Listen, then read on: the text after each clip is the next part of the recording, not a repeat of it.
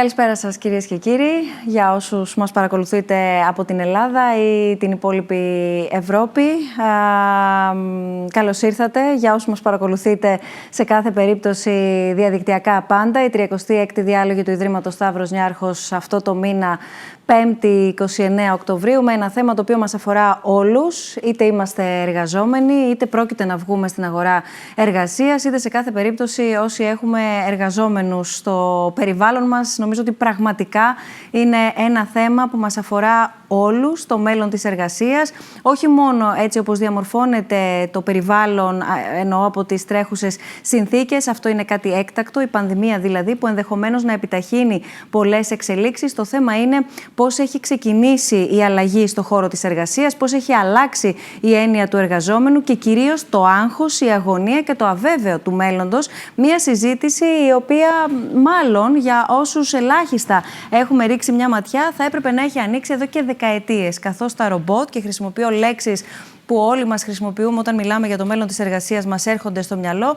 δεν είναι κάτι καινούριο, όμως τώρα εξελίσσονται, φαίνεται να εδραιώνονται περισσότερο και σίγουρα επιχειρήσεις προσανατολίζονται σε πιο, αν θέλετε, σοβαρές πια επενδύσεις σε αυτό το τομέα. Οπότε εδώ γεννάται μία σειρά ερωτημάτων και επαναλαμβάνω, μια αβεβαιότητα κυρίως για το ποιο είναι το περιβόητο μέλλον της εργασίας που μας αφορά, ξαναλέω, όλους. Σήμερα θα επιχειρήσουμε να κάνουμε μια συζήτηση έτσι ώστε να δούμε ποια είναι και πώς διαμορφώνεται η διεθνής εικόνα, ποια είναι η τάση ευρύτερα στο χώρο της εργασίας, έτσι ώστε στη συνέχεια μαζί με τους προσκεκλημένους ομιλητές, και θέλω να σας ευχαριστήσω πάρα πολύ για το χρόνο σας και την ανταπόκρισή σας στο σημερινό μας κάλεσμα, να μπορέσουμε να δούμε πώς προστατεύεται, πώς περνά πρώτα απ' όλα στην επόμενη φάση ο κάθε εργαζόμενος και πώς κατοχυρώνεται το προϊόν το οποίο παράγει ανεξαρτήτως κλάδου και ανεξαρτήτως τομέα στον οποίο εργάζεται.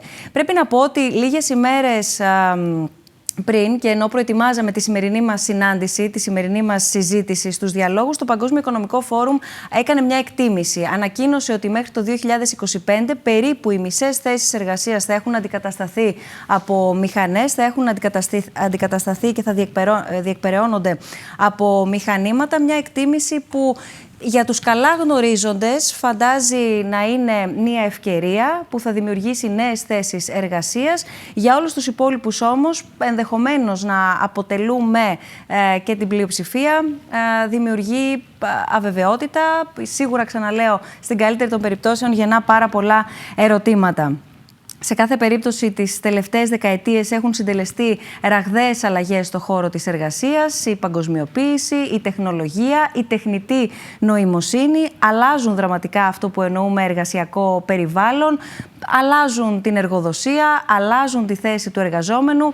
Στις μέρες μας έχει αλλάξει λίγο και η φυσική έννοια του γραφείου αυτό καθεαυτού ως χώρο και οι σχέσεις μας με τους συναδέλφους, οπότε θα προσπαθήσουμε να κινηθούμε σε πολλούς άξονες στη σημερινή μας συζήτηση, όπου περιμένουμε όπως κάθε φορά τις ερωτήσεις σας, τις τοποθετήσεις σας από όλους όσοι μας παρακολουθείτε, όπως κάθε φορά κάνοντας έναν ανοιχτό διάλογο, μια ανοιχτή συζήτηση. Είναι μαζί μας ο νομπελίστας οικονομολόγος, ο οποίος τα τελευταία χρόνια ασχολείται επισταμένος με το μέλλον της εργασίας, ο κύριος Χριστόφορος Πισαρίδης. Σας ευχαριστούμε θερμά που είστε σήμερα μαζί μας, κύριε καθηγητά, καθηγητής οικονομίας στο London School of Economics και πρόεδρος του Ινστιτούτου για το Μέλλον της Εργασίας στη Μεγάλη Βρετανία, ο οποίος μάλιστα προείσταται της Επιτροπής που έχει συντάξει σχέδιο για την ανάπτυξη της ελληνικής οικονομίας, τη λεγόμενη έκθεση Πισαρίδη.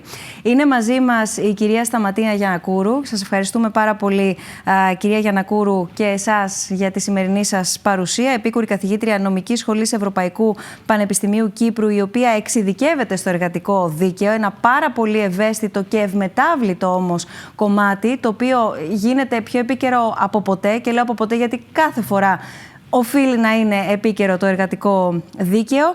Και μαζί μας ο κύριος Γιώργος Ζαρκαδάκης. Έχουμε ξανασυναντηθεί στο περιβάλλον διαλόγων, κύριε Ζαρκαδάκη. Ευχαριστούμε θερμά και για τη σημερινή σας παρουσία, ειδικός στην εφαρμογή της τεχνητής νοημοσύνης στην εργασία, συγγραφέας και digital lead στη Willis Towers Watson, για να προσπαθήσουμε να προσεγγίσουμε τους κυριότερους άξονες που θα μας δώσουν πρώτα απ' όλα να κατανοήσουμε τι είναι αυτό το οποίο διαφαίνεται ως τάση και διαμορφώνει την επόμενη μέρα για αυτό που ονομάζουμε το μέλλον της εργασίας, για να μπορέσουμε να δούμε και στο μετασχηματισμό, στη μετάβαση δηλαδή, πώς θα εξασφαλιστούν θέσεις εργασίας, κυριολεκτικά και μεταφορικά ταυτόχρονα για όλους.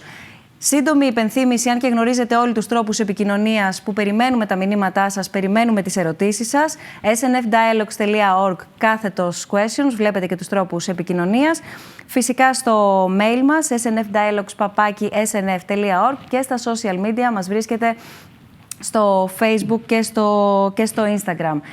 Έρχομαι κατευθείαν σε εσάς. Πριν μπούμε στη συζήτησή μας, θα ήθελα ένα πρώτο σχόλιο, αν θέλετε μια εισαγωγική τοποθέτηση επί του θέματος, καθώς η παγκόσμια οικονομία βρίσκεται σε διαρθρωτικό μετασχηματισμό, κάτι που πολλοί ονομάζουν τέταρτη βιομηχανική επανάσταση. Το ερώτημα είναι τι φέρνει το μέλλον της εργασίας και πού, κατά την δική σας γνώμη, ο καθένας θα πρέπει να εστιάσουμε και το ενδιαφέρον μας. Κύριε Πισαρίδη, αν θέλετε να ξεκινήσουμε μαζί σας. Ναι, ευχαριστώ. Καλησπέρα σε όλους.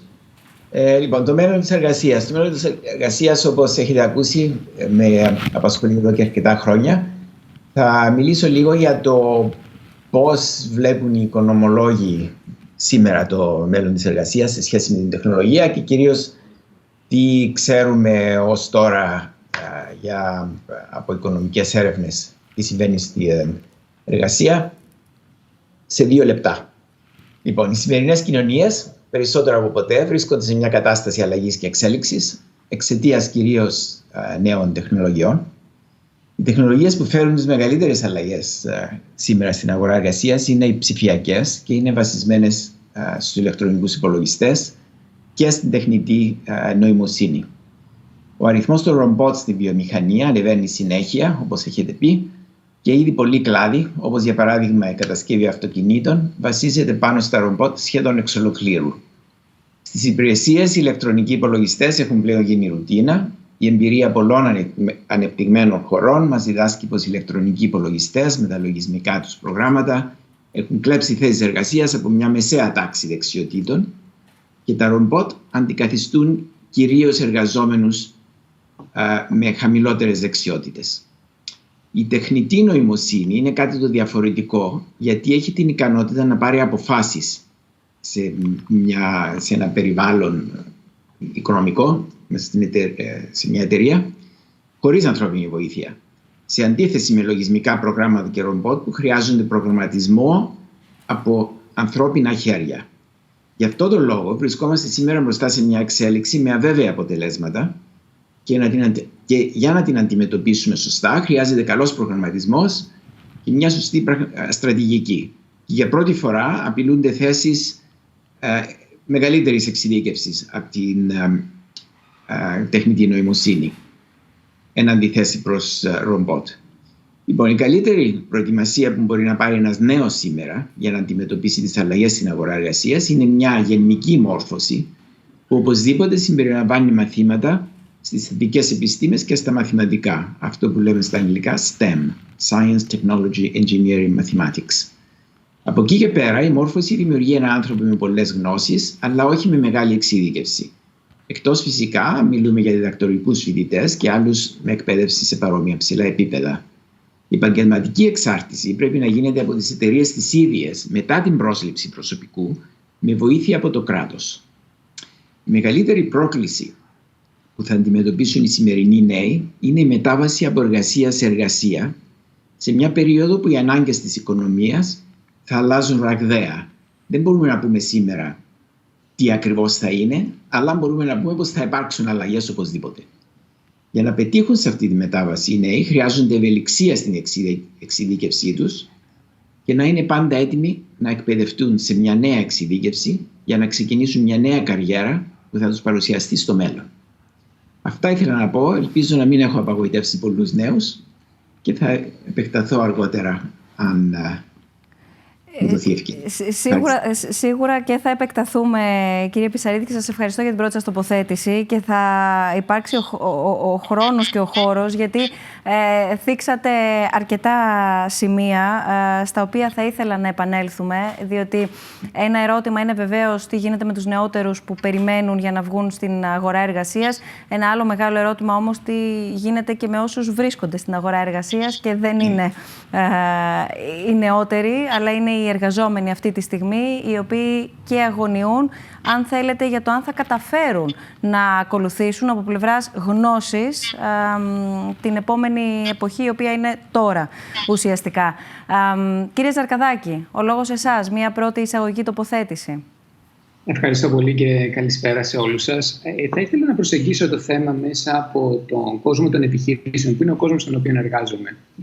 Στη Willis Towers Watson ηγούμε μιας ομάδας που δουλεύουμε πολύ κοντά με τις περισσότερες εταιρείες, τις μεγάλες εταιρείες στον κόσμο, οι οποίες ήδη κάνουν μεγάλες επενδύσεις σε αυτοματοποιήσεις. Ένας από τους στόχους των εταιρεών είναι να αυξήσουν την ανταγωνιστικότητά τους. Και αυτό το πετυχαίνουν μέσω δύο μοχλών κυρίως. Ο ένας είναι να μειώσουν το κόστος και το άλλο να αυξήσουν την ανθρώπινη παραγωγικότητα. Και ο τρόπος με τον οποίο επιτυχάνουν αυτό είναι κυρίως μέσα από την τεχνολογία. Και αυτό το κάνουν εδώ και πάρα πολλά χρόνια. Θα μπορούσαμε να πούμε από πάντα, σίγουρα όμως από την εποχή του 18ου αιώνα με την πρώτη βιομηχανική επανάσταση. Τι γίνεται όμως, γιατί είναι διαφορετική η δικιά μας εποχή. Όταν οι εταιρείες κοιτάνε τις επιχειρησιακές τους διαδικασίες και προσπαθούν να σκεφτούν τι τεχνολογία να χρησιμοποιήσουν, τώρα τους δίδεται η ευκαιρία να αυτοματοποιήσουν βήματα σε αυτές τις διαδικασίες που μέχρι σήμερα χρειάζονταν ανθρώπους να τα κάνουν. Για παράδειγμα, διαδικασίες οι οποίες απαιτούν κάποια γνωσιακή διεργασία. Φερρυπίν, έρχεται ένα κείμενο, κάποιος πρέπει να το διαβάσει, να το συνοψίσει, να το αντιληφθεί και μετά να πράξει κάτι. Αυτό λοιπόν το βήμα τώρα είναι εφικτό να αυτοματοποιηθεί πλήρως με την τεχνητή νοημοσύνη.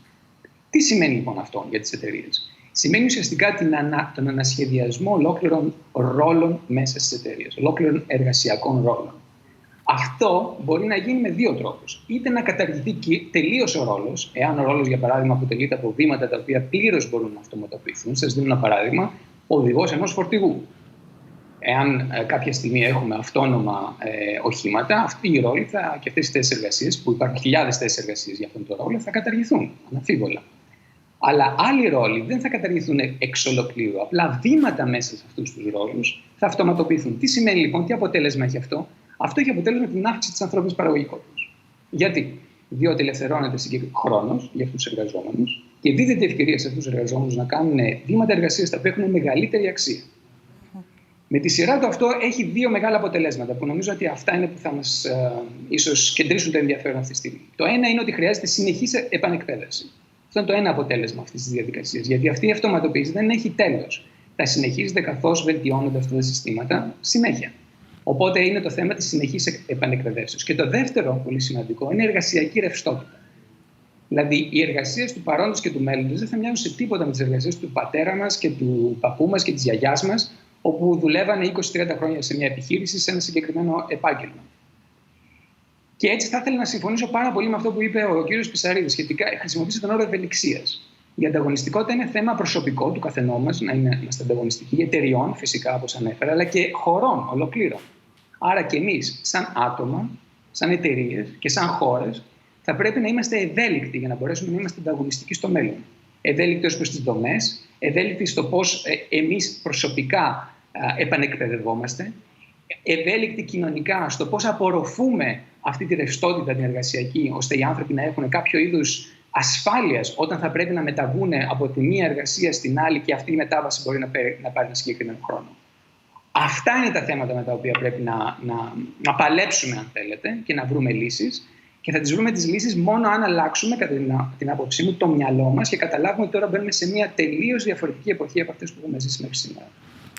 Κρατώ ως ένα από τα πολλά που θίξατε, κύριε Ζαρκαδάκη, την αξία της μετεκπαίδευσης. Γιατί εδώ πέρα υπάρχει και ένα κόστος, υπάρχει και μια ευθύνη και θα αποτελέσει ένα ολόκληρο κεφάλαιο και άξονα στη σημερινή μας συζήτηση. Ποιος θα αναλάβει αυτά τα δύο? Κυρία Γιαννακούρου, ένα σύντομο σχόλιο και από εσάς.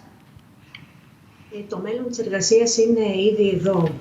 Η πανδημία το επιταχύνει, αλλά ταυτόχρονα και το επιβραδύνει. Θα εξηγήσω τι εννοώ.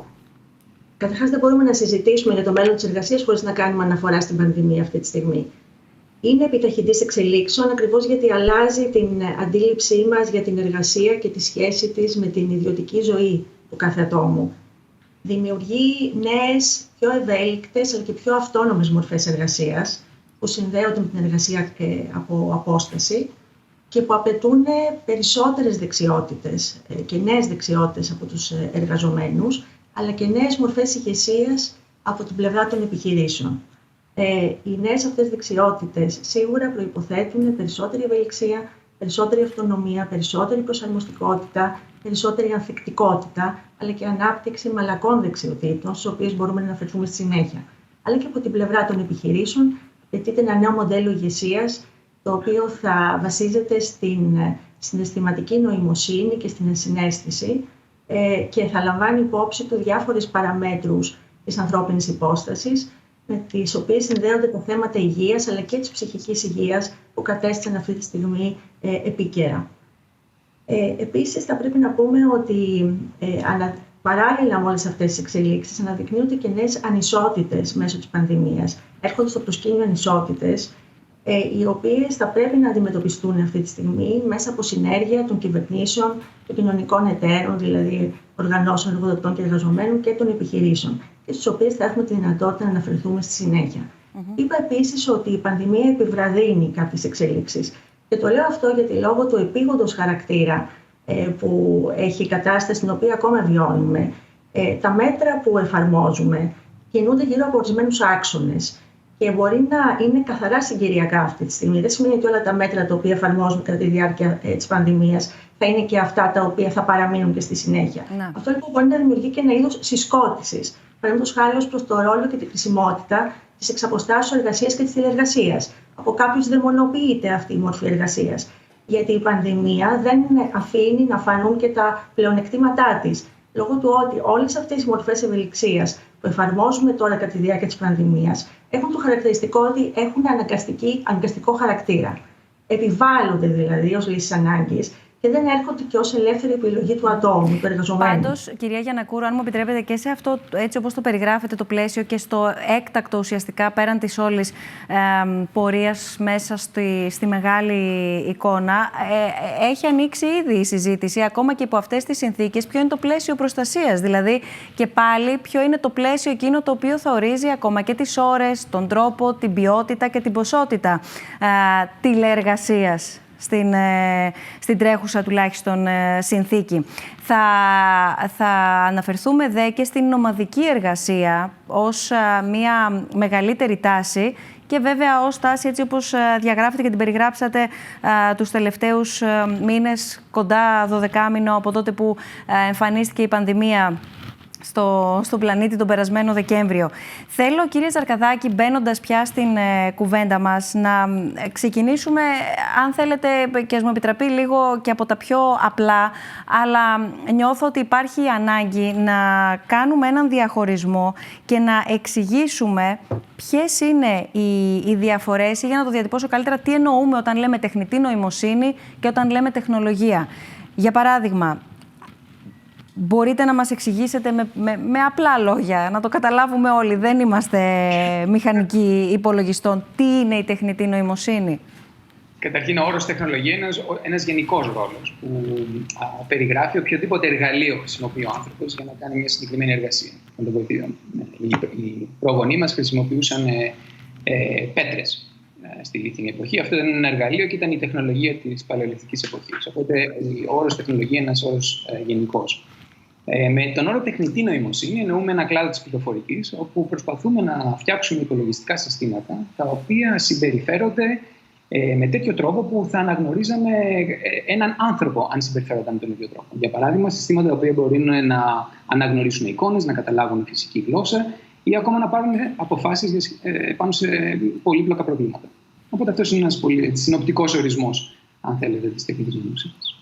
Και απλά να συμπληρώσω ότι έχει μια ιστορία 60 ετών, δεν είναι πρόσφατα.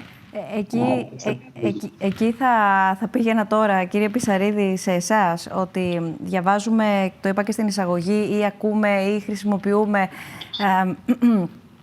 τα ρομπότ, ότι θα μπουν, ότι θα εισέλθουν. Όμως δεν είναι κάτι καινούριο τα ρομπότ στο χώρο εργασίας. Το ερώτημα, αν το αντιλαμβάνομαι και εγώ και αν το διατυπώνω σωστά, είναι τι αναμένεται να αλλάξει. Γιατί ήδη οι μηχανές υπάρχουν. Να σας πω, τα ρομπότ πάνε πίσω πολλά χρόνια. Η μεγάλη διαφορά των τελευταίων χρόνων, δηλαδή ας πούμε είναι σχεδόν μια επανάσταση που έχει γίνει στην τεχνολογία των ρομπότ, είναι ότι έχουν αποκτήσει δική τους ικανότητα να κινούνται. Δηλαδή τα ρομπότ της παλιάς εποχής που πάνε πολλά χρόνια, η λέξη ρομπότ χρησιμοποιήθηκε για πρώτη φορά το 1920. Είναι τσέχικη λέξη από ό,τι ξέρω. Τότε τα ρομπότ ήταν στερεωμένα στο πάτωμα και το μόνο που μπορούσαν να κάνουν είναι να κινούν χέρια. Οπότε υπήρχε μια γραμμή, το assembly line, ας πούμε, που λέμε στη βιομηχανία, και περνούσε από μπροστά από τα ρομπότ και βάζανε πάνω καρφιά, εξαρτήματα και τέτοια. Τώρα τα ρομπότ κινούνται ανεξάρτητα, και αυτή η ανεξάρτητη κίνηση των ρομπότ και η αυτόνομη κίνηση, δηλαδή τα ίδια τα ρομπότ μπορείς να τα προγραμματίσεις να κινούνται, ξεκίνησε ας πούμε το 1990. Από τότε ξεκίνησε η πραγματική χρήση ρομπότ στη βιομηχανία. Τώρα όταν λένε πολλοί πως τα ρομπότ θα μας πάρουν τις δουλειές και θα γίνει μεγαλύτερη χρήση και τέτοια, δεν εννοούν ρομπότ, εννοούν μηχανήματα ηλεκτρονικούς με τεχνητή νοημοσύνη. Δηλαδή τα ρομπότ, αυτό που κινείται από μόνο του, ας πούμε τα ρομπότ που χρησιμοποιεί η Amazon στις αποθήκες της για να κουβαλάνε κουτιά, δεν είναι ρομπότ όπως βλέπουμε στον κινηματογράφο ή στα τέτοια. Είναι μια πλατφόρμα με 4 τροχούς από κάτω και ένα κομπιουτεράκι τόσο εκεί, και κινείται μόνη της. Αυτά είναι περιορισμένη χρήση αυτών των ρομπότ. Αυτό που έχει σημασία τώρα και που απειλούνται τόσες πολλές θέσεις εργασίας είναι όταν μπει τεχνητή νοημοσύνη σε ένα μηχάνημα. Και συνήθως αυτά τα μηχανήματα που έχουν τεχνητή νοημοσύνη δεν είναι ρομπότ που κινούνται πάνω κάτω. Είναι ένας ηλεκτρονικός υπολογιστής που κάθεται στο γραφείο. Μπορεί να είναι ρομπότ. Αλλά τεχνητή νοημοσύνη είναι που πρέπει να αναφέρουμε και να φοβόμαστε, όπως είπε και ο κύριος Ζαχαράκης. Τώρα, θα ήθελα να πω κάτι. Το Παγκόσμιο Οικονομικό Φόρουμ που είχα αναφέρει στην αρχή, παρά το ότι εκτιμώ απίστευτα τη δουλειά που κάνουν και έχω μάθει πολλά πράγματα από το Davos που πήγε φέτος, φυσικά δεν έχει γίνει, αλλά πάω εδώ κάθε χρόνο εδώ και το 7-8 χρόνια. Δεν συμφωνώ όμως με τον τρόπο που υπολογίζουν το πόσες θέσεις εργασίας θα χαθούν. Δηλαδή ο τρόπος που τα υπολογίζουν αυτά είναι, λένε, αν και δεν έχω δει την τελευταία μελέτη, αλλά ο τρόπος που το κάνουν στο παρελθόν είναι η ίδια ομάδα που τα κάνει, που προφανώς θα συνεχίζουν. Βασικά λένε, ας κοιτάξουμε τις ικανότητες που βρίσκουμε σήμερα στα ρομπότ και στη τεχνητή νοημοσύνη. Και ας τις συγκρίνουμε με το τι δεξιότητες χρειάζονται για την κάθε θέση εργασίας. Και όταν δουν πως μια δεξιότητα είναι κάτι που μπορεί να κάνει ένα μηχάνημα, έστω αν είναι ρομπότ ή αν είναι υπολογιστής, λένε πάει και αυτή η θέση. Η οικονομία δεν δουλεύει όμως με αυτόν τον τρόπο, και μου κάνει εντύπωση που το επιμένουν, ίσως γιατί ο Klaus Schwab, ο πρόεδρος και ιδρυτής, έχει γράψει βιβλία για τέταρτη βιομηχανική επανάσταση. Το σπρώχνει πολύ το θέμα. Αλλά δεν είναι έτσι που εργάζεται. Βασικά, μια εταιρεία θα το κάνει αυτό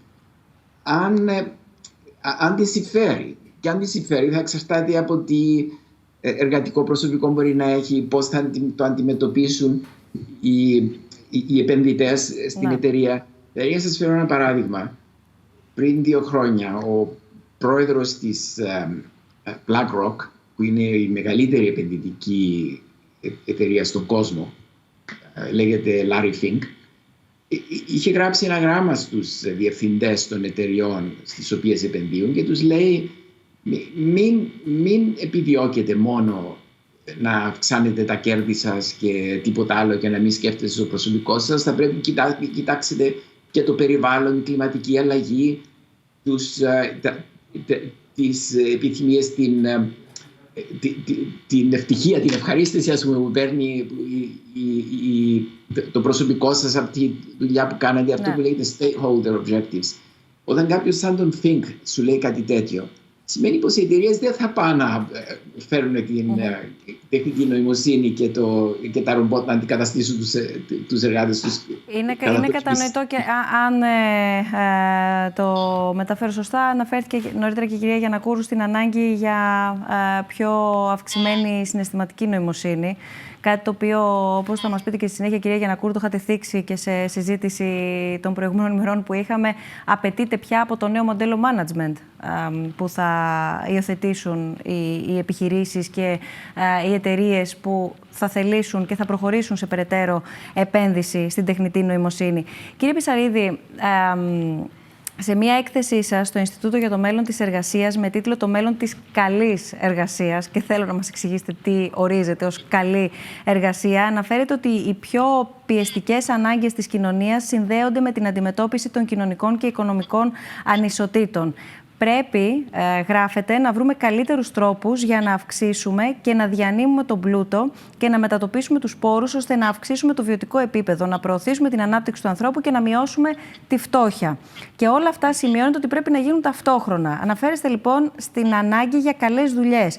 Το ερώτημα είναι τι καθιστά μια εργασία καλή, τόσο για τον εργαζόμενο, όπως περιγράψατε, όσο και για την ανάπτυξη της οικονομίας.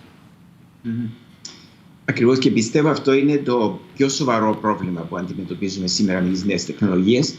Όχι το χάσιμο των θέσεων εργασίας, γιατί θα δημιουργηθούν νέες θέσεις που θα μπορέσουν να πάρουν αυτοί που χάνουν, αλλά η ανισότητα. Γιατί οι νέες τεχνολογίες από τη φύση τους προκαλούν μεγαλύτερη ανισότητα στην αγορά. Είναι λόγω παγκοσμιοποίησης, λόγω του ότι μια μεγάλη εταιρεία έχει περισσότερη παραγωγικότητα και ανταγωνιστικότητα με τις νέες τεχνολογίες παρά την παλιά εποχή που ήταν κυρίως μικρότερες εταιρείες, καταστήματα που μπορεί κάποιος να δουλέψει χωρίς μεγάλες ανισότητες.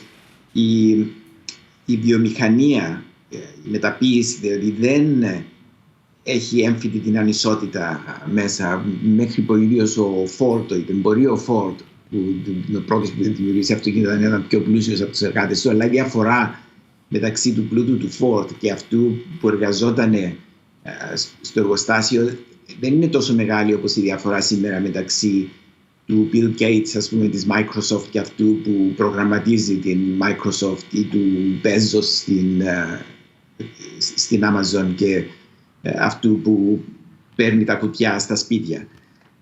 Και αυτό το πρόβλημα είναι τεράστιο. Αυτό που λέμε με καλή εργασία είναι καλές συνθήκες εργασίας, κυρίως για αυτούς που κυκλοφορούν στους δρόμους και δεν έχουν συμβόλαια μόνιμα, αυτό που λέγεται gig economy. Αυτό, ας πούμε, η οδηγή της Uber. Προφανώς θα υπάρχει Uber στην Ελλάδα. Δεν έχουν, τουλάχιστον τώρα δεν έχουν την ίδια προστασία στην εργασία τους όπως ένας οδηγός ταξί, για παράδειγμα. Οι συνθήκες εργασίας αυτές, δηλαδή πόση ασφάλεια αισθάνεται κάποιος στην εργασία, και για το εισόδημα και για σύνταξη και για κοινωνική προστασία αν χάσει τη δουλειά του. Μετά είναι ο μισθός που παίρνει. Όπως είχα πει, η μισθολογία στα χαμηλά επίπεδα είναι πολύ πιο χαμηλή από τη μισθολογία στο management. Και αυτό που λέμε, αυτό που εννοούμε με καλή εργασία, και γι' αυτό φτιάξαμε και το Ινστιτούτο του Μέλλοντος της Εργασίας στο Λονδίνο, είναι για να πείσουμε κυβερνήσεις, να κάνουμε προτάσεις για να αποφευχθεί αυτή η μεγάλη ανισότητα. Δεν είναι εύκολο πρόβλημα και είναι ακόμα πιο δύσκολο να πείσεις κάποιο πολιτικό. επιγραμματικά. Ήδη πρέπει να πω ότι έχουν φτάσει πάρα πολλά ερωτήματα του κόσμου, οπότε θα πρέπει σιγά σιγά να αρχίσουμε να τα βάζουμε στην κουβέντα μας για να ανοίξει ο διάλογος. Οπότε θα ήθελα έτσι λίγο να τα προλάβουμε όσο το δυνατόν περισσότερα από όλα τα σημεία της συζήτησης. Ποιοι κλάδοι της οικονομίας πιστεύετε ότι θα επηρεαστούν έστω πιο άμεσα, κύριε Ψαρίδη? Θα επηρεαστούν από τι? Από την τεχνολογία. Από την τεχνολογία. Πρώτα είναι κλάδοι που βασίζονται στην διαχείριση στοιχείων. Γιατί τώρα υπάρχουν τόσα πολλά στοιχεία σε μηχανήματα μέσα και η τεχνητή νοημοσύνη είναι τόσο ικανή να παίρνει αποφάσεις με βάση τα στοιχεία, που αν είναι κάτι που μπορεί να προγραμματιστεί με βάση στατιστικά στοιχεία, σιγά σιγά θα χαθεί. Θα χαθούν αυτές οι θέσεις. Ήδη αρχίσαν και χάνουν πολλές, ακόμα και στην Ελλάδα. Και ακόμα περισσότερο στις χώρες της Βόρειας Ευρώπης, για παράδειγμα, στη Σουηδία, ας πούμε. Μετά τώρα, με τα ρομπότ, ξέρουμε πάνω κάτω, είναι οι θέσεις στη μεταποίηση, οι οποίες έχουν χαθεί σχεδόν καθόλου. Δηλαδή, αν πάει να δουλέψει τώρα κάποιος στη βιομηχανία αυτοκινήτων, δεν θα φτιάχνει αυτοκίνητα, θα κάνει κάτι άλλο. Θα κάνει καφέδες, ξέρω, ή θα μπει μέσα στο management ή στη διαφήμιση, τέτοια πράγματα.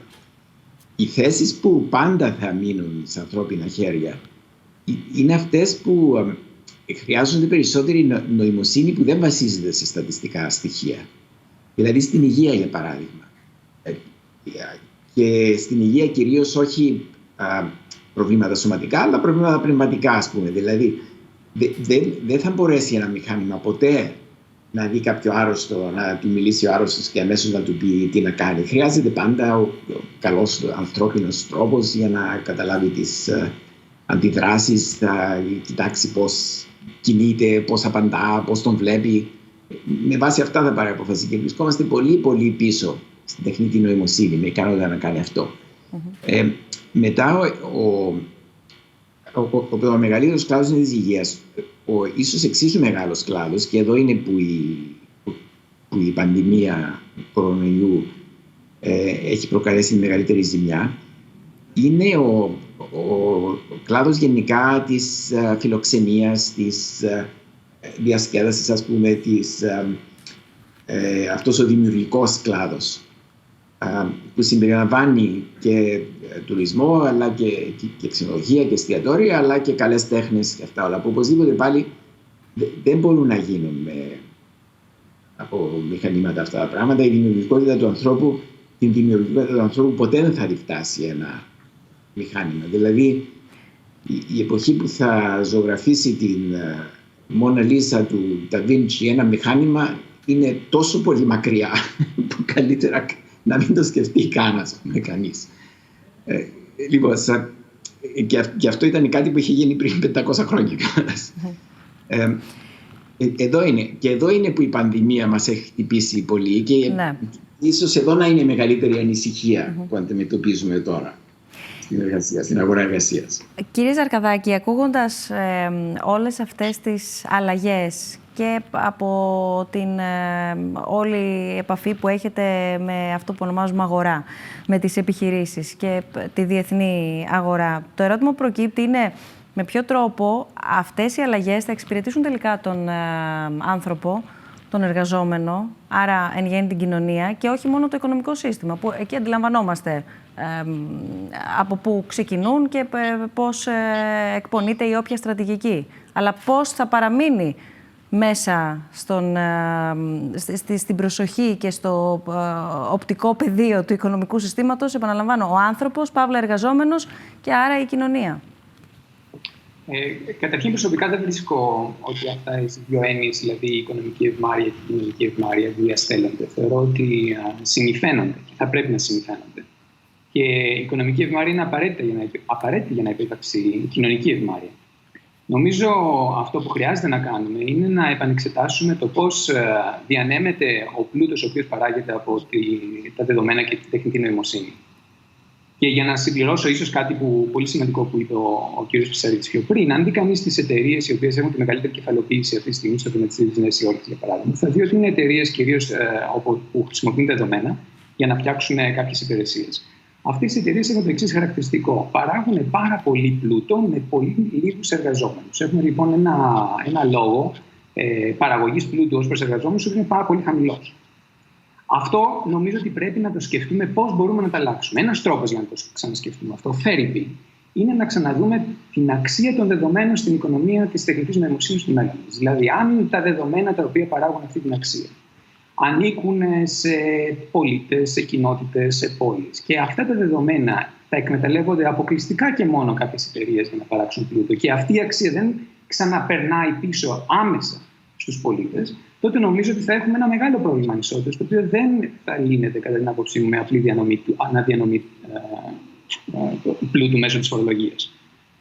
Νομίζω θα είναι πάρα πολύ δύσκολο. Οπότε νομίζω ένα κλειδί για να βρούμε αυτή την ισορροπία ανάμεσα στην οικονομική εμβάρεια και την κοινωνική εμβάρεια στο μέλλον είναι το πώς ξανασκεφτόμαστε τα δεδομένα και τη χρήση των δεδομένων σε συστήματα τεχνητής νοημοσύνης. Αρχίζω να βάζω στη συζήτησή μας ερωτήματα που μας στέλνουν φίλοι και φίλες που μας παρακολουθούν. Ένα κέριο ερώτημα. Μπορεί να σχεδιαστεί αυτό που ονομάζουμε μέλλον της εργασίας εάν οι εργαζόμενοι δεν είναι συμμέτοχοι? Θα απευθύνετε σε μένα. Σε όλους σας. Απαντήστε εσείς, κύριε Ζαρκαδάκη, μιας και είχατε το λόγο. Η κυρία Γιαννακούρ δεν έχει μιλήσει σχεδόν καθόλου, οπότε θα δώσω το λόγο στην κυρία Γιαννακούρ. Θα είχε όμως ενδιαφέρον να ακούσουμε και εσάς, ακριβώς επειδή έχετε διεθνείς συνομιλητές και τους ίδιους τους επιχειρηματίες, για να δούμε κατά πόσο λαμβάνουν υπόψη τους το μέσο εργαζόμενο, επαναλαμβάνω. Η απάντησή μου είναι φυσικά ναι. Και ο τρόπος με τον οποίο εμείς δουλεύουμε επιχειρήσεις και ανασχεδιάζουμε την εργασία στις επιχειρήσεις είναι πάντοτε σε συνεργασία με τους εργαζόμενους. Αν θέλετε να ξέρετε, ο ιδανικός στόχος για μια πετυχημένη επιχείρηση του μέλλοντος είναι οι εργαζόμενοι οι ίδιοι να βλέπουν τι κάνουν και να προσπαθούν να αυτοματοποιήσουν οι ίδιοι την εργασία τους. Αυτός θα πρέπει να είναι ο στόχος. Κυρία Γιαννακούρου. Η απάντηση είναι φυσικά ότι δεν είναι δυνατόν να γίνει κάτι τέτοιο. Προφανώς το μέλλον της εργασίας απαιτεί, όπως είπα, ευρύτερες συνέργειες. Και ένας από τους παράγοντες που πρέπει να συμβάλλει είναι και οι ίδιοι αποδέκτες της εργασίας, οι εργαζόμενοι. Δηλαδή, τώρα το ζήτημα είναι πώς θα συμβάλλουν οι εργαζόμενοι σε αυτή τη διαδικασία. Πρώτα απ' όλα είναι να ενημερωθούν για τις προκλήσεις.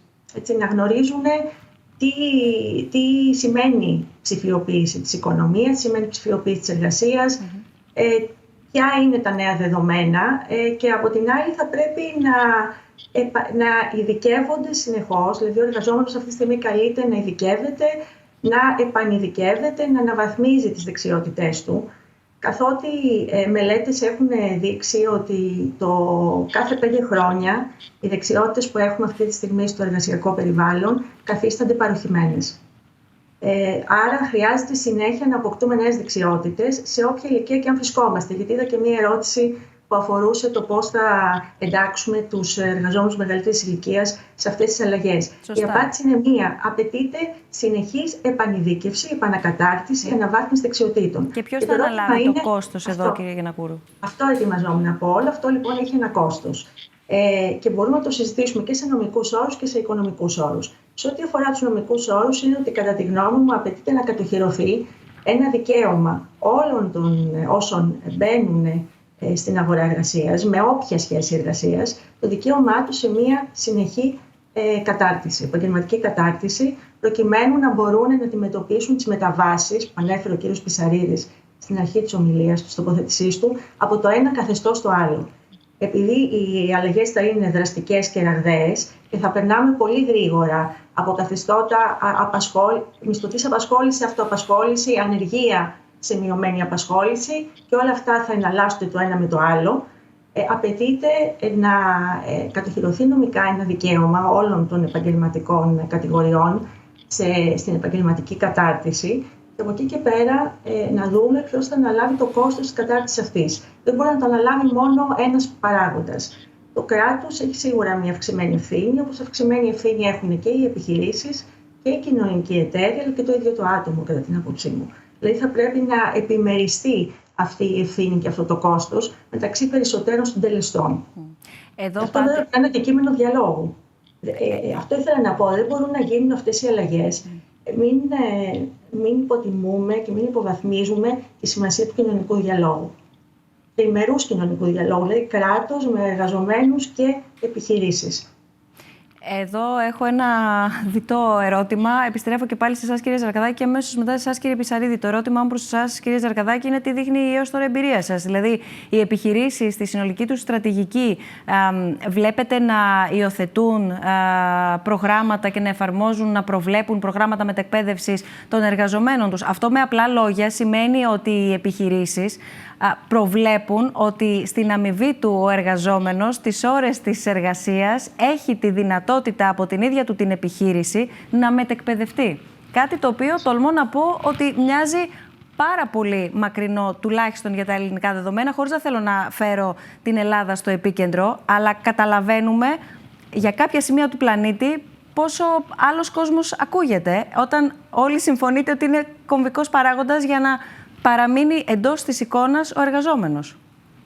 Αναμφίβολα. Είναι προς συμφέρον των επιχειρήσεων να επανεξειδικεύουν και να εκπαιδεύουν τους εργαζόμενους τους, γιατί έτσι οι εργαζόμενοι τους είναι ικανοί να παράξουν αξία υψηλότερης αξίας και να γίνει περισσότερο παραγωγική. Και αυτό είναι το μεγάλο στοίχημα. Ξέρετε, όλοι μιλούν για την εποχή των μηχανών, αλλά ουσιαστικά ερχόμαστε στην εποχή των ανθρώπων και όχι των μηχανών. Οι μηχανές αυτή τη στιγμή θα μας βοηθήσουν με το να πάρουν πολλές από αυτές τις επιμέρους εργασίες που κάναμε εδώ και αιώνες, οι οποίες είναι βαρετές και πάρα πολύ ανώφελες για τον άνθρωπο, και να μας ελευθερώσουν να κάνουμε περισσότερο ουσιαστική εργασία. Αυτό το είδαμε, για παράδειγμα, να σας δώσω ένα παράδειγμα. Δουλέψαμε με έναν πελάτη, ο οποίος είχε τηλεφωνητές σε ένα κέντρο εξυπηρέτησης πελατών, οι οποίοι πήγαιναν εκεί και δουλεύαν 8 ώρες το 24ωρο. 80% της εργασίας τους ήταν να απαντάνε πολύ βασικές ερωτήσεις, οι οποίες θα μπορούσε να τις απαντήσει ένα μικρό ρομπότ. Και έτσι έγινε. Τι αποτέλεσμα είχε αυτό? Είχε πολλά αποτελέσματα. Πρώτα απ' όλα, καλύτερη εξυπηρέτηση πελατών. Διότι αν οι 8 στους 10 ήθελαν να πάρουν μια γρήγορη απάντηση, μπορούσαν να την πάρουν και να φύγουν.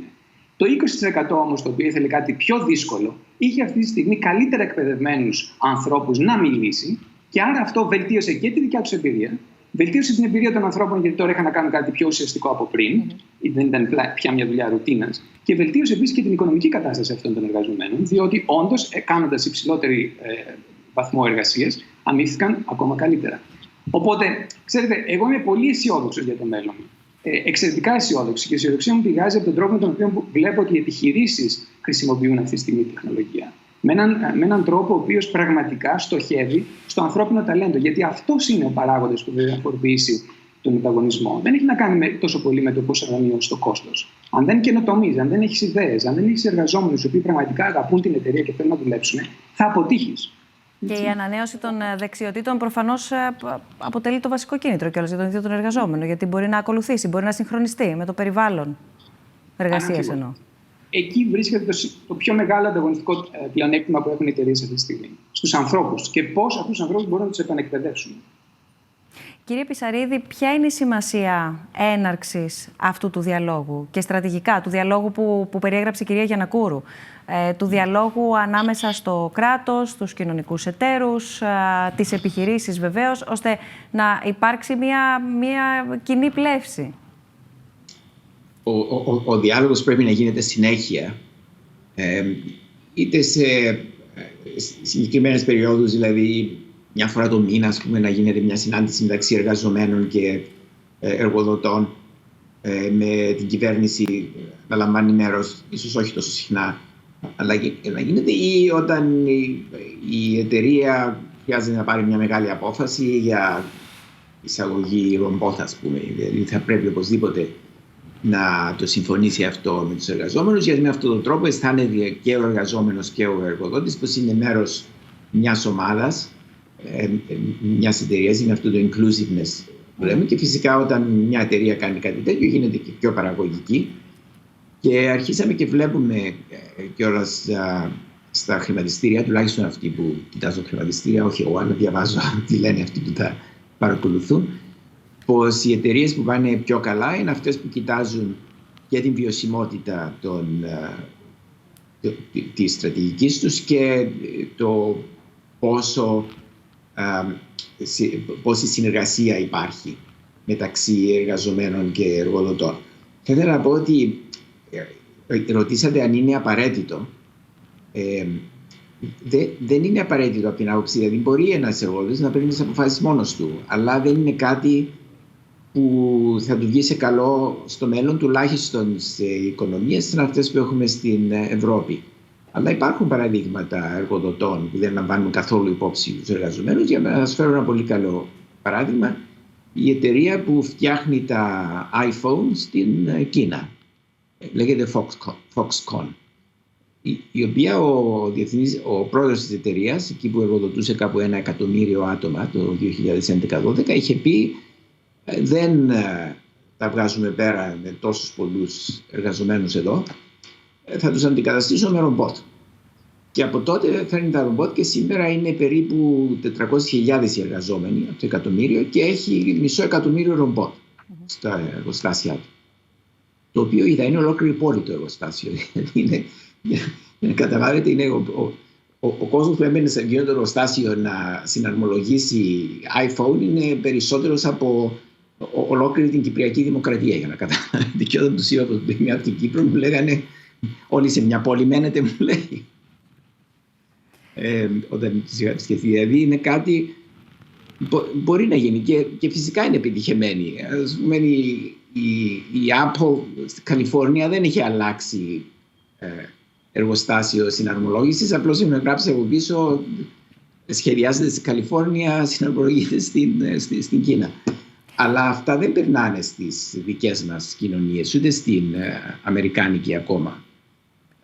Από έρευνες που έχουμε δει, η συνεργασία και ο κοινωνικός διάλογος και κυρίως η συνεργασία μεταξύ εργοδότη και αυτό που αντιπροσωπεύουν τους εργαζόμενους είναι απαραίτητη. Πάντως, η εταιρεία θα πάει κάτω, προς τα κάτω. Κύριε Πισαρίδη, η αίσθηση, η εκτίμηση που επικρατεί είναι ότι η πλειονότητα των θέσεων εργασίας που θα χαθούν ανήκει σε χαμηλόμισθους εργαζόμενους. Πράγμα που σημαίνει ότι κινδυνεύουν ήδη ευάλωτοι. Ανησυχούν δηλαδή μην πέσουν κι άλλα σκαλοπάτια κάτω, μην βγουν ακόμα περισσότερο εκτός. Θέλω την εκτίμησή σας πάνω σε αυτή την ανησυχία που εκφράζει ενδεχομένως και την πλειοψηφία. Ναι, αυτό μας πάει πιο πίσω, που είχα πει πως αυτή είναι η μεγαλύτερη ανησυχία που έχω και γι' αυτό έβαλα τόση προσπάθεια με συναδέλφους στο Ινστιτούτο του Μέλλοντος της Εργασίας, γιατί αυτό προσπαθούμε να επιδιώξουμε.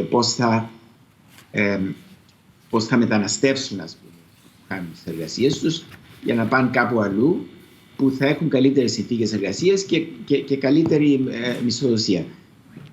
Τώρα, ο τρόπος αντιμετώπισης αυτού δεν είναι με το να σταματήσουμε την εταιρεία από το να αντικαθιστά αυτές τις θέσεις εργασίας με μηχανήματα, με κεφάλαιο, είτε με ρομπότ είτε με κεφάλαια με τεχνητή νοημοσύνη, γιατί αυτό θα αφήσει πίσω την παραγωγικότητα, την ανάπτυξη και κάποια άλλη εταιρεία σε κάποια άλλη χώρα θα πάρει όλες τις αγορές στο τέλος. Οπότε αυτό που χρειάζεται είναι πώς να συνδυάσουμε την αντικατάσταση αυτών των θέσεων εργασίας από μηχανήματα βασικά και πώς να μετακπαιδευτούν αυτοί που εργάζονται σε αυτές τις θέσεις τώρα για να πάρουν καλύτερες θέσεις κάπου αλλού. Και ξέρουμε πως οι περισσότερες θέσεις που δημιουργούνται για να αντικαταστήσουν αυτούς είναι καλύτερες από αυτές που χάνουν. Ναι. Για να γίνει αυτό όμως χρειάζεται μεγάλη προσπάθεια από τις εταιρείες κυρίως, από το management της εταιρείας. Δηλαδή εκεί βάζω εγώ το βάρος την καρδιά ουσιαστικά της δουλειάς για να γίνει κάτι καλύτερο. Ναι.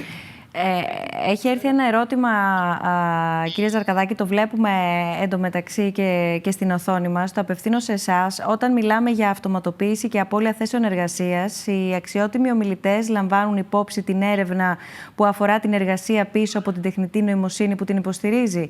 Η ακαδημαϊκή έρευνα μιλά για το μετασχηματισμό της εργασίας και όχι την εξαφάνιση της εργασίας. Οι άνθρωποι παραμένουν, ωστόσο το ερώτημα είναι τι είδους μετασχηματισμοί λαμβάνουν χώρα στον τρόπο εργασίας. Ναι, να σας δώσω ένα παράδειγμα λοιπόν, όπου το παράδειγμα είναι η Mercedes. Μια αυτοκινητοβιομηχανία η οποία είχε εδώ και πάρα πολλά χρόνια γραμμές παραγωγής οι οποίες ήταν πλήρως αυτοματοποιημένες, κατά τον τρόπο τον οποίο περιέγραψε ο κ. Πισαρίδης πιο πριν, και η οποία άλλαξε τα ρομπότ με μια νέα γενεά ρομπότ, τα οποία δεν έχουν πλήρη αυτονομία, αλλά είναι τα λεγόμενα core robots, δηλαδή ρομπότ τα οποία συνεργάζονται με τον άνθρωπο. Δηλαδή, άνθρωπος και ρομπότ αποτελούν μια εργασιακή ενότητα. Ο λόγος που το έκανε αυτό η Mercedes, δηλαδή που αυτοματοποίησε την γραμμή παραγωγής και την έκανε περισσότερο ανθρωποκεντρική και συνεργασιακή, ήταν ο εξής. Διότι τώρα μπορούν και παράγουν περισσότερο προσωποποιημένα προϊόντα για τους πελάτες τους. Ουσιαστικά, κανένα αυτοκίνητο που βγαίνει από τη γραμμή παραγωγής της Mercedes δεν είναι ίδιο με το επόμενο. Έτσι. Οπότε βλέπουμε τώρα ένα παράδειγμα όπου δεν είναι ένας μονόδρομος η τεχνητή νοημοσύνη, η ρομποτική αυτοματοποίηση που οδηγεί όλο ένα και περισσότερο στην αφαίρεση επιμέρους εργασιών, καθηκόντων ή ρόλων από τους ανθρώπους. Υπάρχουν πολλοί τρόποι για να δέσει αυτό το πράγμα, όταν η εστίαση είναι στο πώς μπορώ να εξυπηρετήσω τους πελάτες μου καλύτερα. Και αυτό κάνουν οι επιχειρήσεις. Νομίζω ότι εν μέρει ή και εξ ολοκλήρου απαντάτε και στο επόμενο ερώτημα, που είναι αυτό που βλέπουμε τώρα. Αν πιστεύετε ότι είναι πιο πιθανό το μέλλον της εργασίας να περιλαμβάνει ένα μείγμα τεχνητής νοημοσύνης και ανθρωπίνων δεξιοτήτων, παρά 100% αντικατάσταση των ανθρώπων από την τεχνητή νοημοσύνη, τα ρομπότ δηλαδή. Αλίμονο. Είχα την τύχη να γνωρίσω κάποια στιγμή τον μεγάλο σκακιστή Κασπάροφ, ο οποίος, αφού αφομοίωσε το σοκ που έπαθε όταν ητήθηκε από το κομπιούτερ πριν από μερικά χρόνια στο παιχνίδι του σκακιού, αντιλήφθηκε ότι όταν συνδυάζεται ένας καλός σκακιστής με ένα κομπιούτερ, είναι αίτητος από οποιαδήποτε μηχανή. Δηλαδή, ο συνδυασμός ανθρώπων και μηχανών, αυτά που ο Κασπάροφ ονομάζει Kentavious τέλος πάντων, είναι αυτός ο οποίος δίνει τα καλύτερα αποτελέσματα. Οπότε νομίζω ότι είναι αυτή η διάσταση που θα πρέπει ίσως να επικεντρώσουμε αρκετά την προσοχή μας. Πώς δηλαδή εμείς, όλοι μας, ανεξάρτητα με το που εργαζόμαστε. Έτσι, μπορεί να είναι ένας αγρότης και υπάρχει πολύ μεγάλη ρομποτοποίηση και τεχνολογία αυτή τη στιγμή στον αγροτικό τομέα, έτσι, ή στο μεταποιητικό τομέα ή στον τομέα των υπηρεσιών. Πώς θα μπορέσουμε να συνεργαστούμε με τους υπολογιστές? Πώς μπορώ εγώ να έχω δίπλα μου ένα FES σύστημα το οποίο να καταλαβαίνει το πρόβλημα που προσπαθώ να λύσω και να είναι ένα είδος, αν θέλετε, προπονητή, που να μου δίνει οδηγίες και να μου λέει, να μου προτείνει λύσεις, ώστε εγώ να μπορώ να κάνω καλύτερα τη δουλειά μου. Πάντως, δράτω με της ευκαιρίας να πω ότι σε λίγους μήνες από τώρα, τον Ιούνιο του 2021, οπότε και λαμβάνει η χώρα το ετήσιο συνέδριο του Ιδρύματος Σταύρος Νιάρχος στο πλαίσιο του ευρύτερου φεστιβάλ του Νόστος, θα συζητηθεί και θα συζητηθεί για ώρες και από πάρα πολλούς ομιλητές αυτό το δίπολο που τελικά από το πώς θα το αξιοποιήσει ο ίδιος ο άνθρωπος θα καταλήξει να είναι δίπολο ή θα γεφυροποιηθεί. Ανθρωπότητα και τεχνητή νοημοσύνη είναι το θέμα του Νόστος αλλά και του συνεδρίου εν γέννη, και ουσιαστικά νομίζω ότι εδώ είναι και το λεπτό σημείο ισορροπίας από τον ίδιο τον άνθρωπο, για να μην χαθεί ο ίδιος ο άνθρωπος από όλο αυτό το σύστημα. Φυσικά τα λέω πολύ πιο απλοϊκά. Κυρία Γιαννακούρου, δεν ξέρω αν προσπαθείτε να μας πείτε κάτι, δεν σας ακούμε. Επιτρέπετε να παρέμβω λίγο? Ναι, γιατί θα ερχόμουν και σε εσάς. Ναι, σας ακούμε. Εγώ δράτω με τις ευκαιρίες της τελευταίας σας παρατήρησης και αυτό που είπε ο κύριος Ζαρκαδάκης, αλλά και το ερωτήματος που τέθηκε του τελευταίου, και να πω ότι δεν είναι δυνατόν πρακτικά να γίνει αυτό που ερωτήθηκε, δηλαδή να αντικατασταθεί 100% η ανθρώπινη εργασία από την τεχνητή νοημοσύνη. Δεν είναι δυνατόν, γιατί η τεχνητή νοημοσύνη δεν μπορεί να υποκαταστήσει την ανθρώπινη νοημοσύνη. Αναφέρθηκα και στην αρχή στις μαλακές δεξιότητες. Είναι δεξιότητες που είναι συνδυασμένες είναι σύμφυτες με την ανθρώπινη φύση και που δεν αφορούν διάφορα προσόντα και γνώσεις που αποκτούμε και που μπορούν να πιστοποιηθούν και που συνήθως βάζουμε στο βιογραφικό μας. Είναι οι διαπροσωπικές μας ικανότητες να επικοινωνούμε με τους άλλους και να αντιλαμβανόμαστε πράγματα. Ας πούμε, η συναίσθηση, η συναισθηματική νοημοσύνη, η ικανότητα συνεργασίας, η ικανότητα διαχείρισης κρίσεων και συγκρούσεων, η ομαδική εργασία και η ομαδική συνεργασία, η ομαδική εργασία είναι κάποια στοιχεία, κατά την άποψή μου, που είναι σύμφυτα μόνο με την ανθρώπινη νοημοσύνη. Και εδώ βλέπω το σημείο σύζευξης, κύριε Ζαρκαδάκη, μεταξύ αυτών που είπατε, δηλαδή πού μπορεί να συναντηθεί η τεχνητή νοημοσύνη, τα ρομπότ, με τον άνθρωπο. Υπάρχουν λοιπόν δεξιότητες και εκεί πρέπει να δώσει έμφαση το κάθε σύστημα και το εκπαιδευτικό, γιατί αυτές τις δεξιότητες θα πρέπει να τις αποκτήσουμε ήδη από τα πρώτα χρόνια της ζωής μας. Δηλαδή πρέπει να αποκτηθούν στο σχολείο είναι δύσκολο να αποκτηθούν όσο μεγαλώνουν. Βέβαια, είναι και συνάρτηση των εμπειριών που έχουμε, αλλά είναι πολύ σημαντικό να αρχίσουν να καλλιεργούνται από το σχολείο, ήδη δηλαδή από την εκπαιδευτική διαδικασία. Πάντως, έχοντας επισημάνει την σημασία προσανατολισμού και στρατηγικής των επιχειρήσεων, έχοντας επισημάνει τη χρυσή τομή μεταξύ τεχνητής νοημοσύνης και ανθρώπινου παράγοντα, βεβαίως την κομβική σημασίας μετεκπαίδευση, προκύπτει και ένα άλλο ερώτημα, κυρία Γιαννακούρου, αν ο νομοθέτης είναι έτοιμος, αν τα έχει προβλέψει όλα αυτά, αν έχει υπάρξει το πλαίσιο, αν έχει ξεκινήσει να διαμορφώνεται ένα πλαίσιο προστασίας εν ώψη όλων αυτών των αλλαγών. Κοιτάξτε, υπάρχουν πολλές συζητήσεις αυτή τη στιγμή, τόσο σε εθνικό επίπεδο όσο και σε ευρωπαϊκό επίπεδο. Υπάρχουν και πρωτοβουλίες της Ευρωπαϊκής Επιτροπής, οι οποίες ξεκινούν και από μια προσπάθεια να εναρμονιστούν αυτή τη στιγμή οι εργασιακές νομοθεσίες, διότι φάνηκε και μέσα από το παράδειγμα της πανδημίας ότι υπήρξε μια σύγκληση ως προς τα μέτρα που ελήφθησαν, τη φιλοσοφία και την αναγκαιότητα σε όλες τις χώρες τουλάχιστον της Ευρωπαϊκής Ένωσης, τολμώ να πω και σε χώρες και σε περιοχές εκτός της Ευρωπαϊκής Ένωσης. Δηλαδή, οι κατηγορίες των μέτρων, η ποιότητα των μέτρων, η φιλοσοφία των μέτρων που ελήφθησαν για να αντιμετωπίσουμε διάφορα ζητήματα που ανέκυψαν, φαίνεται ότι είναι εναρμονισμένα αυτή τη στιγμή. Υπάρχει λοιπόν πεδίο εναρμόνισης των εργασιακών νομοθεσιών. Να ξέρετε ότι τα θέματα αυτά κυρίως ρυθμίζονται σε επίπεδο εθνικό. Η Ευρωπαϊκή Επιτροπή έχει λάβει κάποιες πρωτοβουλίες, οι οποίες δεν είναι επαρκείς. Μία από τις πιο σημαντικές πρωτοβουλίες αυτή τη στιγμή είναι η παρότρινσή της τελευταία να θεσπιστεί κατώτατος μισθός σε όλα τα κράτη-μέλη της Ευρωπαϊκής Ένωσης. Ένα θέμα για το οποίο θα υπάρξει μεγάλη συζήτηση, που θα μπορούσε να είναι και μία λύση για κάποια από τα ζητήματα που εφήγησαν, δηλαδή για τις εισοδηματικές ανισότητες που δημιουργούνται στο περιβάλλον της εργασίας. Η αλήθεια είναι ότι δεν έχουμε αυτή τη στιγμή μία λύση η οποία μπορεί να εφαρμοστεί σε όλες τις χώρες και για όλα τα θέματα. Και σε ό,τι αφορά ειδικά εμάς τους εργατολόγους, ακόμη είμαστε υποσυζήτηση. Δηλαδή, έχουμε μία τεράστια πρόκληση μπροστά μας. Επαναπροσδιορίζεται όλη η έννοια της μισθωτής απασχόλησης. Τα κριτήρια, η έννοια του τόπου εργασίας, η έννοια του χρόνου εργασίας, η έννοια της συμφιλίωσης, εναρμόνισης, τα όρια μεταξύ επαγγελματικής και ιδιωτικής ζωής, η προστασία διαφόρων εργασιακών δικαιωμάτων και δεν γνωρίζουμε ακόμα κατάλληλες απαντήσεις. Δηλαδή, είμαστε υποσυζήτηση, να το πω έτσι. Κύριε Πισαρίδη, ένα ερώτημα προς εσάς. Το έχουμε λάβει μέσω του Facebook, αν δεν κάνω λάθος, όπου μεταξύ άλλων ρωτά ο φίλος ή η φίλη πώς θα γίνει η μετάβαση στην εποχή της αυτοματοποίησης, αλλά και αν θα μπορούσατε να μας πείτε ποια είναι τα επαγγέλματα που θεωρούμε τα επαγγέλματα του μέλλοντος. Ναι. Λοιπόν, θα απαντήσω αυτό σε σχέση με αυτά που είχαν πει οι δύο συνάδελφοι πριν από μένα, με τα οποία συμφωνώ απόλυτα. Αλλά αυτά για τα οποία έχουν μιλήσει, που μπορούμε να πούμε είναι οι πιο δημιουργικές θέσεις εργασίας, γιατί συνεργάζονται με ρομπότ, φτιάχνουν δημιουργικότητα στην εταιρεία, μιλάνε με τον διευθυντή της εταιρείας.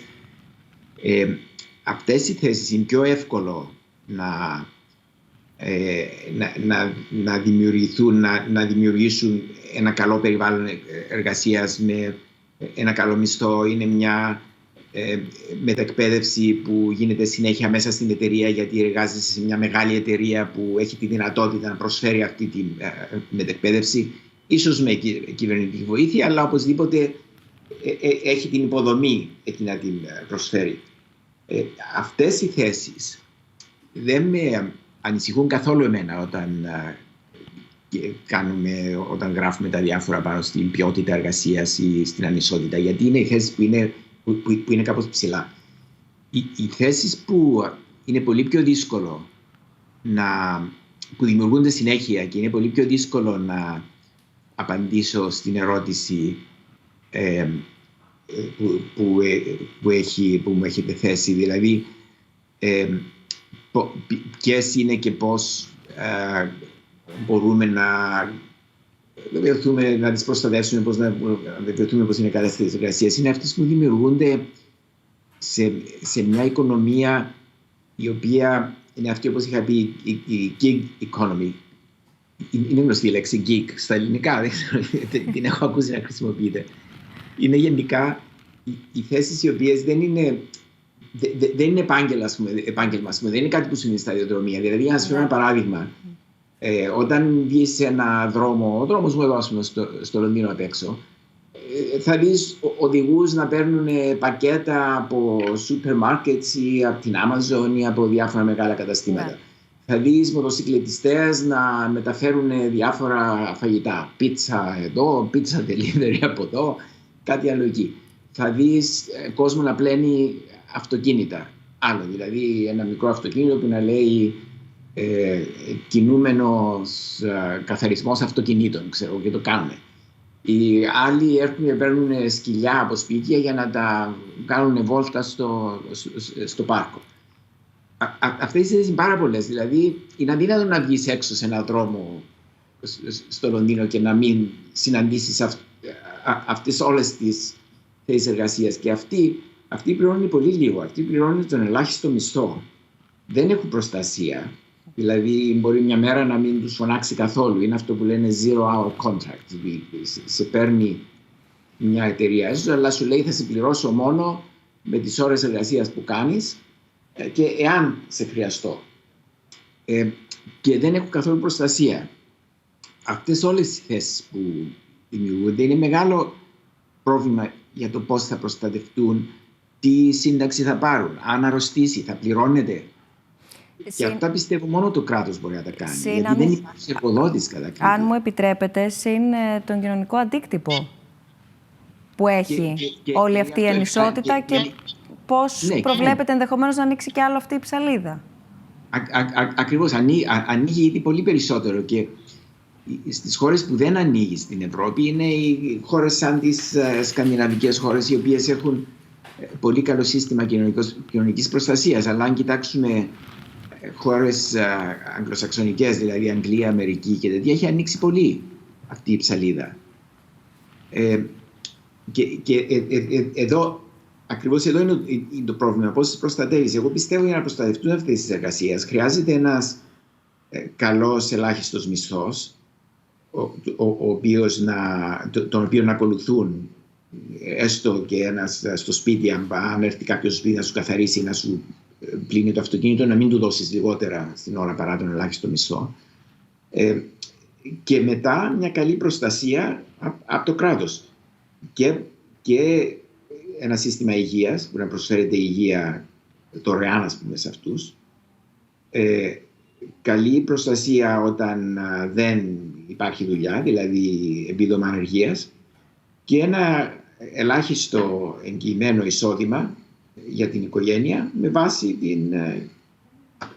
τα μέλη της οικογένειας και τις ανάγκες του καθενός. Μόνο έτσι μπορεί να αποφευχθεί μια κοινωνική κρίση.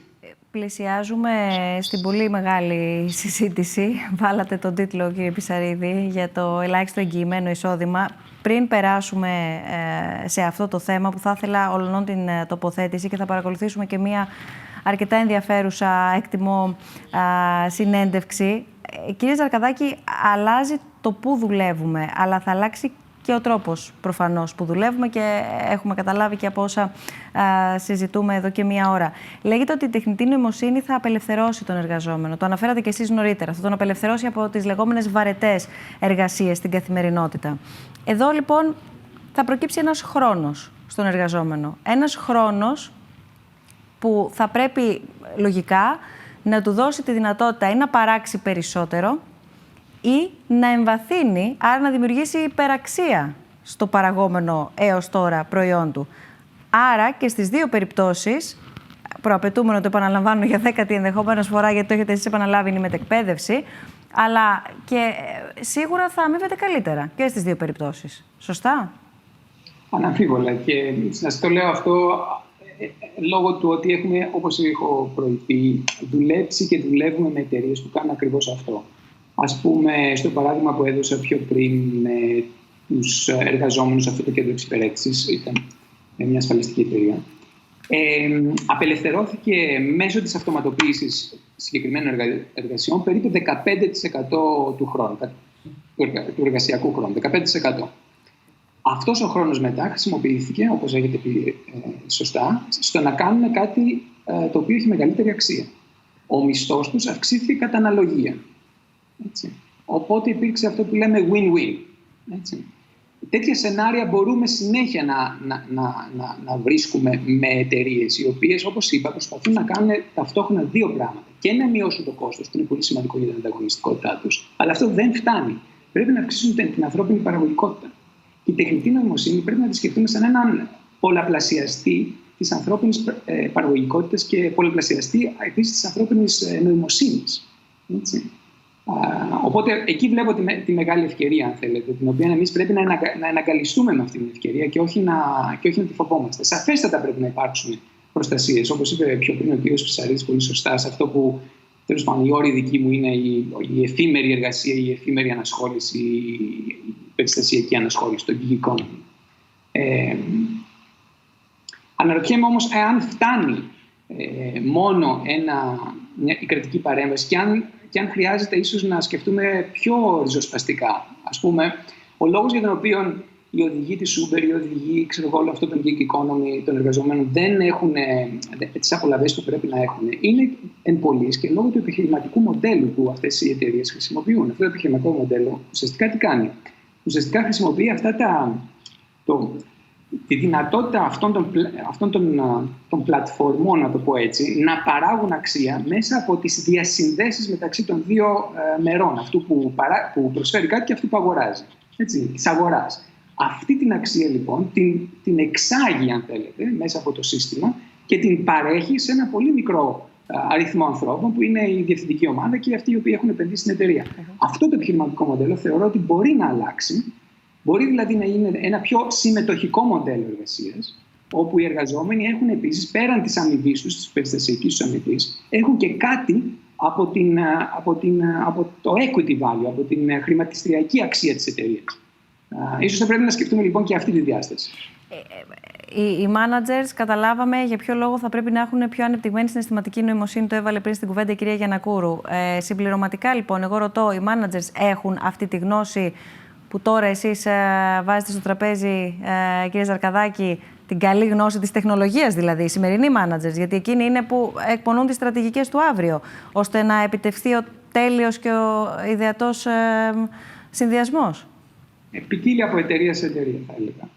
Σαφέστατα ξεκινάνε οι μετασχηματισμοί των εταιρεών ξεκινάνε συνήθως από μια ηγετική ομάδα, η οποία έχει αντιληφθεί την πρόκληση και ξεκινάει την αλλαγή. Αλλά σίγουρα σε όλες τις εταιρείες που έχουμε δει, τα διευθυντικά στελέχη στα διάφορα επίπεδα της εταιρείας χρειάζονται επανεκπαίδευση, γιατί αλλάζει ο ρόλος του διευθυντή. Ξέρετε, ο ρόλος του διευθυντή μέχρι τώρα παραδοσιακά ήταν να ελέγχει τους εργαζόμενους. Αυτός ο ρόλος αλλάζει. Δεν έχει καμία έννοια να ελέγχει τους εργαζόμενους, όταν οι εργαζόμενοι μπορούν να χρησιμοποιήσουν την τεχνολογία με τέτοιο τρόπο ώστε να μπορούν να παίρνουν οι ίδιοι αποφάσεις για το τι είναι σωστό. Άρα ο ίδιος ο ρόλος του διευθυντή αλλάζει. Θα έλεγα οι περισσότεροι διευθυντές που το μόνο κάνουν διευθύνουν θα είναι οι πρώτοι οι οποίοι θα αντικατασταθούν. Όχι τόσο από την τεχνολογία, αλλά από το μετασχηματισμό των εταιριών που η τεχνολογία επιφέρει.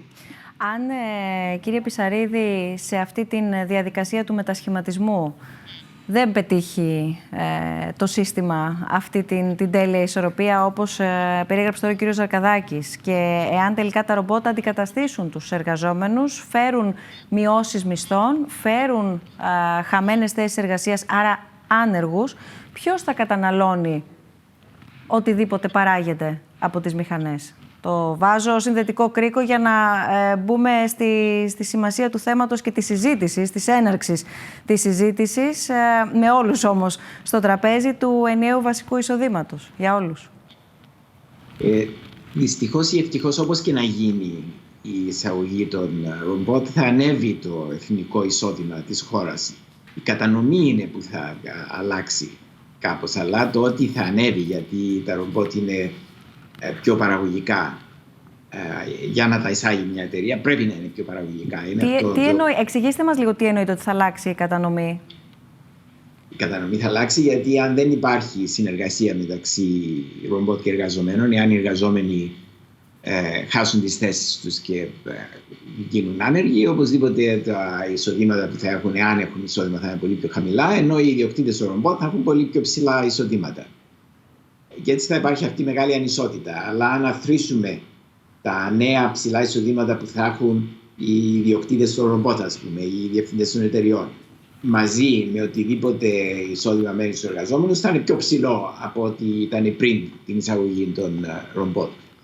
Γι' αυτό πιστεύω πως ο καλύτερος τρόπος για να πετύχουν μια καλή κατανομή του εθνικού πλούτου είναι αυτό που έλεγε ο κύριος Ζαρκοδάκης, δηλαδή να μείνουν στις θέσεις εργασίας, να συνεργαστούν μαζί, να ανέβει η παραγωγικότητα τους, να μετεκπαιδευτούν και αυτά. Τώρα, θα ήθελα να πω κάτι όμως πάνω σε αυτό, το ότι, και πάνω σε αυτό που έλεγε ο κύριος Ζαρκοδάκης, ότι καλά, ναι, συμφωνώ με το 15% αυτό που έχω χαθεί, γιατί το έχω δει και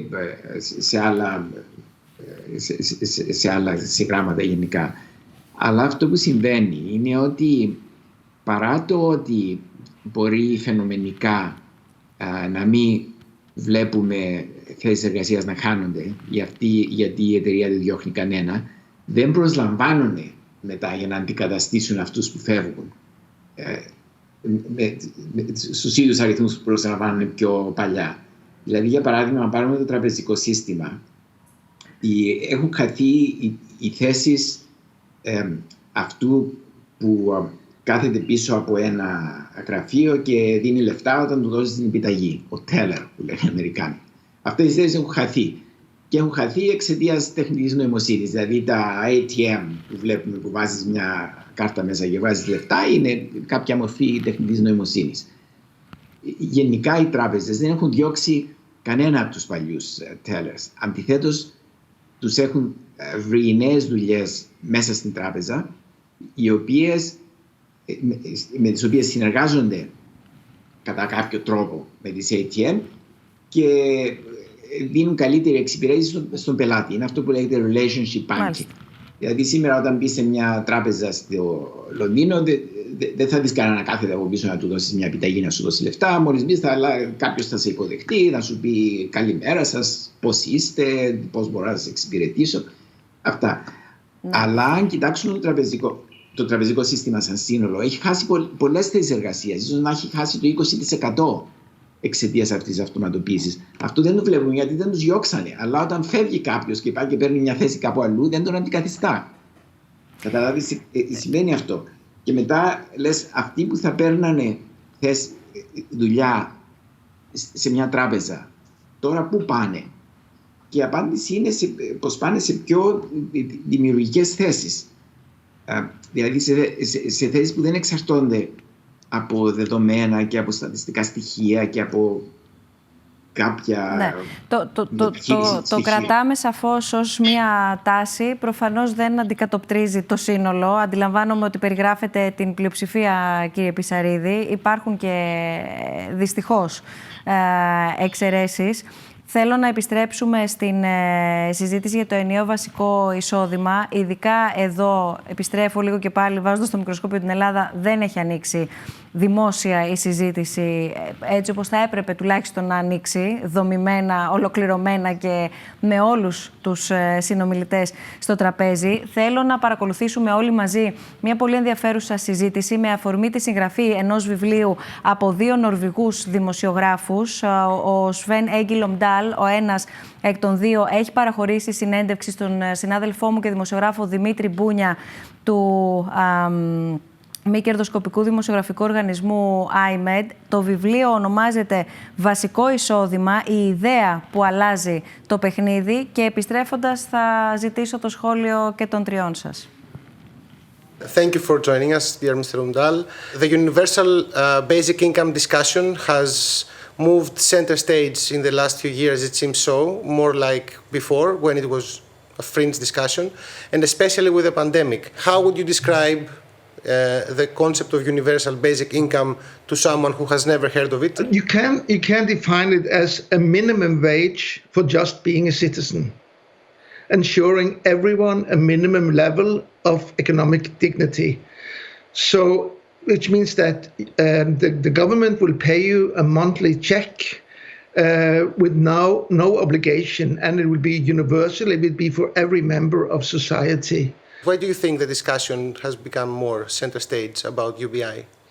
Well, before the pandemic, I think it is exactly what you're discussing, the future of work, that people saw that the future of work may be that there won't be enough work for everyone, even in the societies where work for everyone is like a prerequisite for the whole system. So when the General Secretary of the United Nations, Antonio Guterres, told the General Conference in 2018 that all governments should look into UBI, because his reason was to change how work was changing. People who have followed the technological development over the last 20 years have seen that there will be the danger of having mass unemployment due to automation is really there, and something should be done to avoid the social unrest and the growing disparities resulting from that.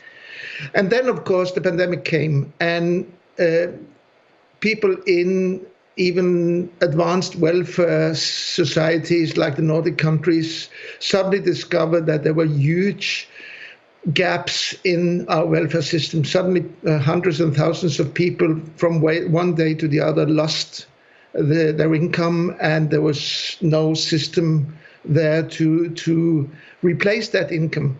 However, there are also those voices that are questioning how is this different than just basic welfare income, with the welfare state providing a minimum salary, and whether this would keep people on the poverty line, just above it. This last argument is strange, because we know that the poverty trap is connected to the system we have today, that if you have a system where you lose benefits by taking part-time work or temporary work, then you get stuck in the welfare system that is the only secure thing you have. If you have this guaranteed basic income, you're in a much freer position to take on some additional work. And this is also the experience where it has been tried, that it's actually not reducing the will to work, it's increasing it.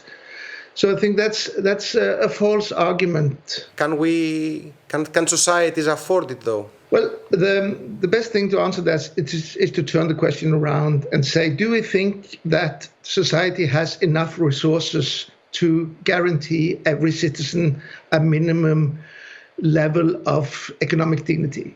If the answer to that question is yes, then the rest is politics. It's not a question of financing it, it's the question of redistributing the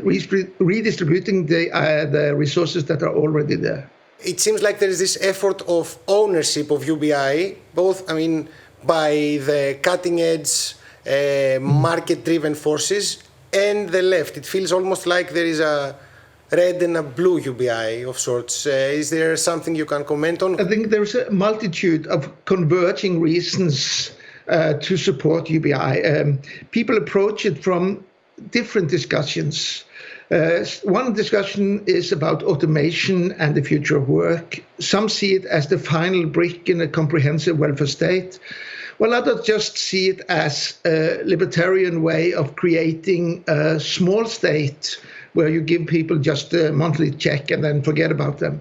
So depending on what approach you have to the idea, you will end up with very different solutions, and the outcome will be different. So I think it's fair to say that there is both a conservative, libertarian, a left, a green, and a technological concept of UBI. So it's not one idea, it's more like a set of ideas.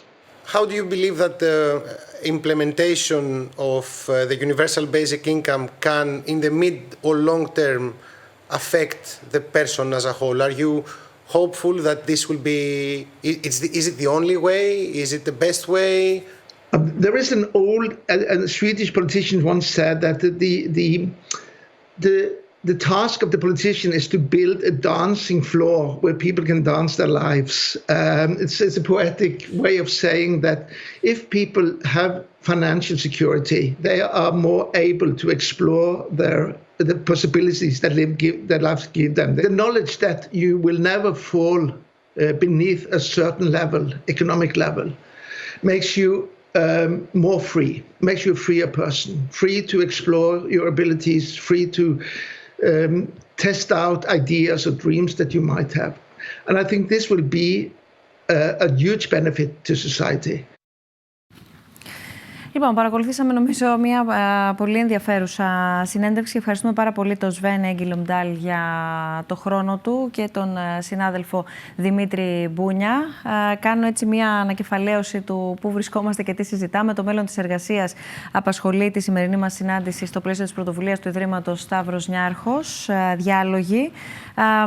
Οι αλλαγές βεβαίως που θα έρθουν, το πλαίσιο, ο εργαζόμενος, το νέο προφίλ εργοδότη και οι βέλτιστες πρακτικές που θα πρέπει να υιοθετηθούν τόσο για να έχουμε μια πιο ομαλή μετάβαση, το λεγόμενο μετασχηματισμό, όσο θα μου επιτρέψετε και για να διορθωθούν και κακώς κείμενα του παρελθόντος. Υπενθυμίζω ότι είναι μαζί μας ο καθηγητής ο κύριος Πισαρίδης, η επίκουρη καθηγήτρια η κυρία Γιαννακούρου και ο κύριος Ζαρκαδάκης, και σας ευχαριστώ και πάλι για την σημερινή παρουσία σας εδώ στους διαλόγους. Θέλω ένα πολύ σύντομο σχόλιο από όλους σας, αλλά πραγματικά σύντομο, γιατί ήδη έχω 3 ερωτήματα που θέλω να βάλω στη συζήτησή μας από όσους μας παρακολουθούν.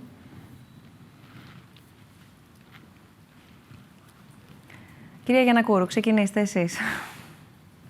Λοιπόν, εγώ θέλω να θέσω τη διάσταση του αν θα υπάρξει κάποια αναλογική μεταχείριση με αυτό με το επίδομα ανεργίας. Δηλαδή, τι θέλω να πω. Όπως και με το επίδομα ανεργίας, το ερώτημα είναι η επιδότηση της ανεργίας γίνεται για να στηρίξει την ανεργία ή την εργασία, δηλαδή το να μείνει κάποιος εκτός αγοράς ή για να μπει στην αγορά. Αυτό πιστεύω ότι είναι κομβική σημασίας και πρέπει να αφορά τη συζήτηση και αυτό, γιατί και στο συγκεκριμένο σημείο. Γιατί δεν συμφωνώ με τον συνάδελφό σας δημοσιογράφο το ότι είπε ότι αυτό θα είναι ένα κίνητρο για το άτομο όταν έχει ένα ελάχιστο εγγυημένο εισόδημα και να απελευθερώσει τις δυνάμεις του και να βρει εργασία. Εγώ πιστεύω ότι υπάρχουν και πολλοί άνθρωποι οι οποίοι εθίζονται σε αυτή τη λογική της επιδότησης και παραμένουν επαθητικοί στην αναζήτηση εργασίας. Θα πρέπει λοιπόν να δούμε ποιος είναι ο ρόλος αυτού του ελάχιστου εγγυημένου εισοδήματος. Καταρχάς, με βρίσκει σύμφωνη σαν πολιτική, γιατί είναι αναπόφευκτη προκειμένου να αντιμετωπίσει αυτά τα ζητήματα τα οποία έθιξε ο Δανός συνάδελφός σας. Δηλαδή, ως άσκηση κοινωνικής πολιτικής από το κοινωνικό κράτος, αλλά από εκεί και πέρα θα πρέπει να δούμε ποιος θα είναι ο ρόλος του ελάχιστου αυτού του παγκόσμιου εγγυημένου εισοδήματος. Αν θα είναι ρόλος υποστήριξης εργασίας της ανεργίας, δηλαδή του να βρει κάποιος εργασία ή να παραμείνει σε αυτή την κατάσταση. Αυτό είναι ένα ερώτημα, ένα θέμα. Κύριε Πισαρίδη. Ναι, αυτά που έχει πει στο βίντεο ο κύριος καθηγητής και ο τρόπος που έχει απαντήσει, είναι πολύ δύσκολο να πει κανείς πως δεν συμφωνεί μαζί του. Πώς μπορεί να μην συμφωνήσεις όταν μπαίνουμε σε μια ουτοπία που δεν υπάρχει φτώχεια, δεν υπάρχει διάκριση και τέτοια, αλλά άφησε πίσω τα δύσκολα ερωτήματα, δυστυχώς. Πρώτα απ' όλα να σας πω πως εγώ υποστήριζα πάντα ένα ελάχιστο εγγυημένο εισόδημα και μάλιστα έχω μιλήσει και δημόσια στο Davos, στο Παγκόσμιο Οικονομικό Φόρουμ, με υποστήριξη, αλλά όταν σκεφτεί κανείς τα προβλήματα που υπάρχουν, δηλαδή να σας αναφέρω μόνο μερικά. Έλεγε ο κύριος εκεί πως να παίρνουν όλοι το ίδιο εισόδημα και τέλειωσε και τίποτα άλλο δεν έχουμε να ανησυχήσουμε. Δηλαδή ένας ανάπηρος θα παίρνει το ίδιο εισόδημα όπως ένας που το ίδιο εισόδημα, την ίδια επιταγή από την κυβέρνηση, όπως ένας που έχει πολύ ψηλό μισθό σε κάποια μεγάλη εταιρεία με πανεπιστημιακή μόρφωση. Πιστεύω αυτό είναι πολύ άδικο. Ο ανάπηρος πρέπει να πάρει περισσότερα. Μετά, μια οικογένεια με 4 παιδιά που έχει χάσει τη θέση εργασίας ο πατέρας ή η μητέρα ή και οι δύο και τους έχουν πάρει τις θέσεις στα ρομπότ και χρειάζονται μετεκπαίδευση. Θα παίρνουν τα ίδια λεφτά όπως μια οικογένεια που είναι διευθυντής της Microsoft στην Ελλάδα, την ίδια επιταγή από την κυβέρνηση? Φυσικά όχι. Όταν τα πάρεις αυτά όλα ένα-ένα, Μετά λες, εντάξει, οπότε πώς θα χρηματοδοτείται αυτό? Τον ρώτησε και λέει, έχει την ικανότητα μια χώρα να πληρώνει, να αποφύγει τη φτώχεια? Φυσικά την έχει. Από εκεί πέρα είναι politics. Μα δεν είναι politics, διότι για να γίνει αυτό υπάρχει μια εξίσωση που λέει αυτά που δίνει η κυβέρνηση από τη μια θα πρέπει να τα βγάζει από κάπου αλλού. Από πού θα τα βγάλει? Από τη φορολογία. Αν σας πω ή αν πω στον κύριο εκεί ότι ξέρεις, για να γίνει αυτό που λες χρειάζεται φορολογία στον εργαζόμενο 70 με 75%. Θα το δεχτεί? Όταν ερωτήθηκε γιατί να μην δοθεί ένα κράτος πρόνοιας σε αυτούς που το χρειάζονται, δηλαδή στους άνεργους, στους ανάπηρους, στους πολύτεκνους, στους φτωχούς γενικά, στα χαμηλά εισοδήματα, γιατί να μην γίνει? Λέει γιατί όταν παίρνουν μετά εργασία το χάνουν αυτό και έχουν και αυτό τους σπρώχνει εκτός εργασίας, ενώ αν ξέρει πως θα του μείνει, θα του μείνει. Ναι, αλλά αυτός που πληρώνει 70% φόρο φυσικά δεν έχει κίνητρο πλέον να δουλέψει. Ναι. Γιατί να κάτσω να δουλέψω για να πληρώσω άλλους? Οπότε αυτό που υποστηρίζω εγώ για ελάχιστο εγγυημένο εισόδημα είναι να δίνεται σε αυτούς που έχουν εισοδήματα πιο κάτω από το ελάχιστο ή χαμηλά εισοδήματα, να χρησιμοποιηθεί κάποιο όριο και μετά όταν ανεβαίνει το εισόδημα κάποιου γιατί έχει πάρει κάποια εργασία με μισθό, να μην το χάνει ολόκληρο αμέσως, αλλά να το χάνει σταδιακά. Μάλιστα. Είναι κατανοητό. Για να μην υπάρχει κάποιος φόρος έμεσος 100%, ας πούμε. Να υπάρχει 5% πιο ψηλό από ό,τι θα πληρώνει αν δεν έπαιρνε τα εισοδήματα. Είναι κατανοητό αυτό που περιγράψατε, κύριε Πισαρίδη. Κύριε Ζαρκαδάκη, θέλω ένα πολύ σύντομο, αν γίνεται, σχόλιο και από εσάς, γιατί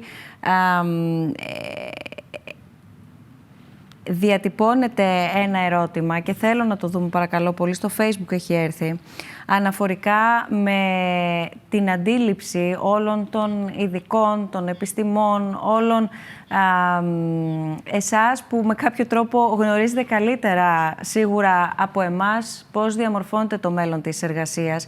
Και το ερώτημα αυτό λέει ότι μιλάμε για τους εργαζόμενους, αλλά για το 1.100.000 που είναι στον ΟΑΕΔ αυτή τη στιγμή, ποιος θα τους εκπαιδεύσει? Πρώτα αυτούς που δεν έχουν τίποτα και μετά όλοι οι άλλοι. Διαβάζω το ερώτημα έτσι όπως έχει έρθει. Εσείς μιλάτε πάλι για όσους έχουν δουλειά.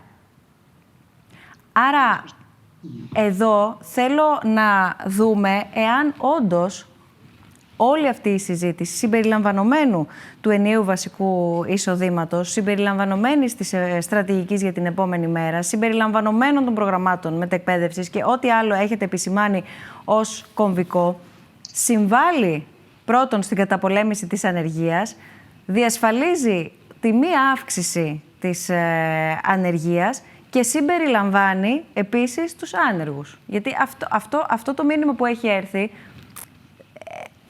εκπροσωπεί πάρα πολύ μεγάλη μερίδα του κόσμου.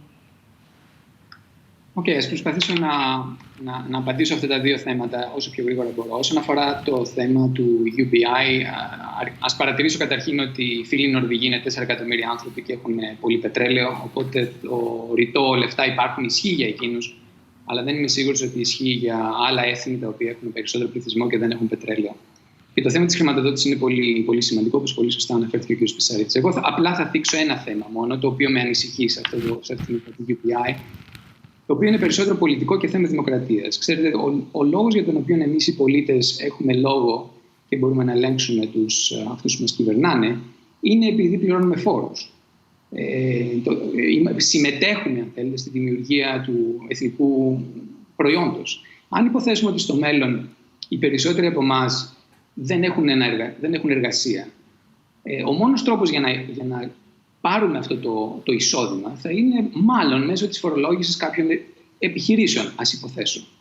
Αυτό δημιουργεί αυτόματα, ή τουλάχιστον έτσι εγώ το αντιλαμβάνομαι, μία ανισότητα ισχύως σε μια δημοκρατία ανάμεσα σε μια πολύ μικρή μειονότητα, οι οποίοι θα μπορούν βεβαίως να ελέγχουν την οποιοδήποτε κυβέρνηση, εφόσον αυτή είναι που πληρώνει το λογαριασμό, και στους υπόλοιπους εμάς.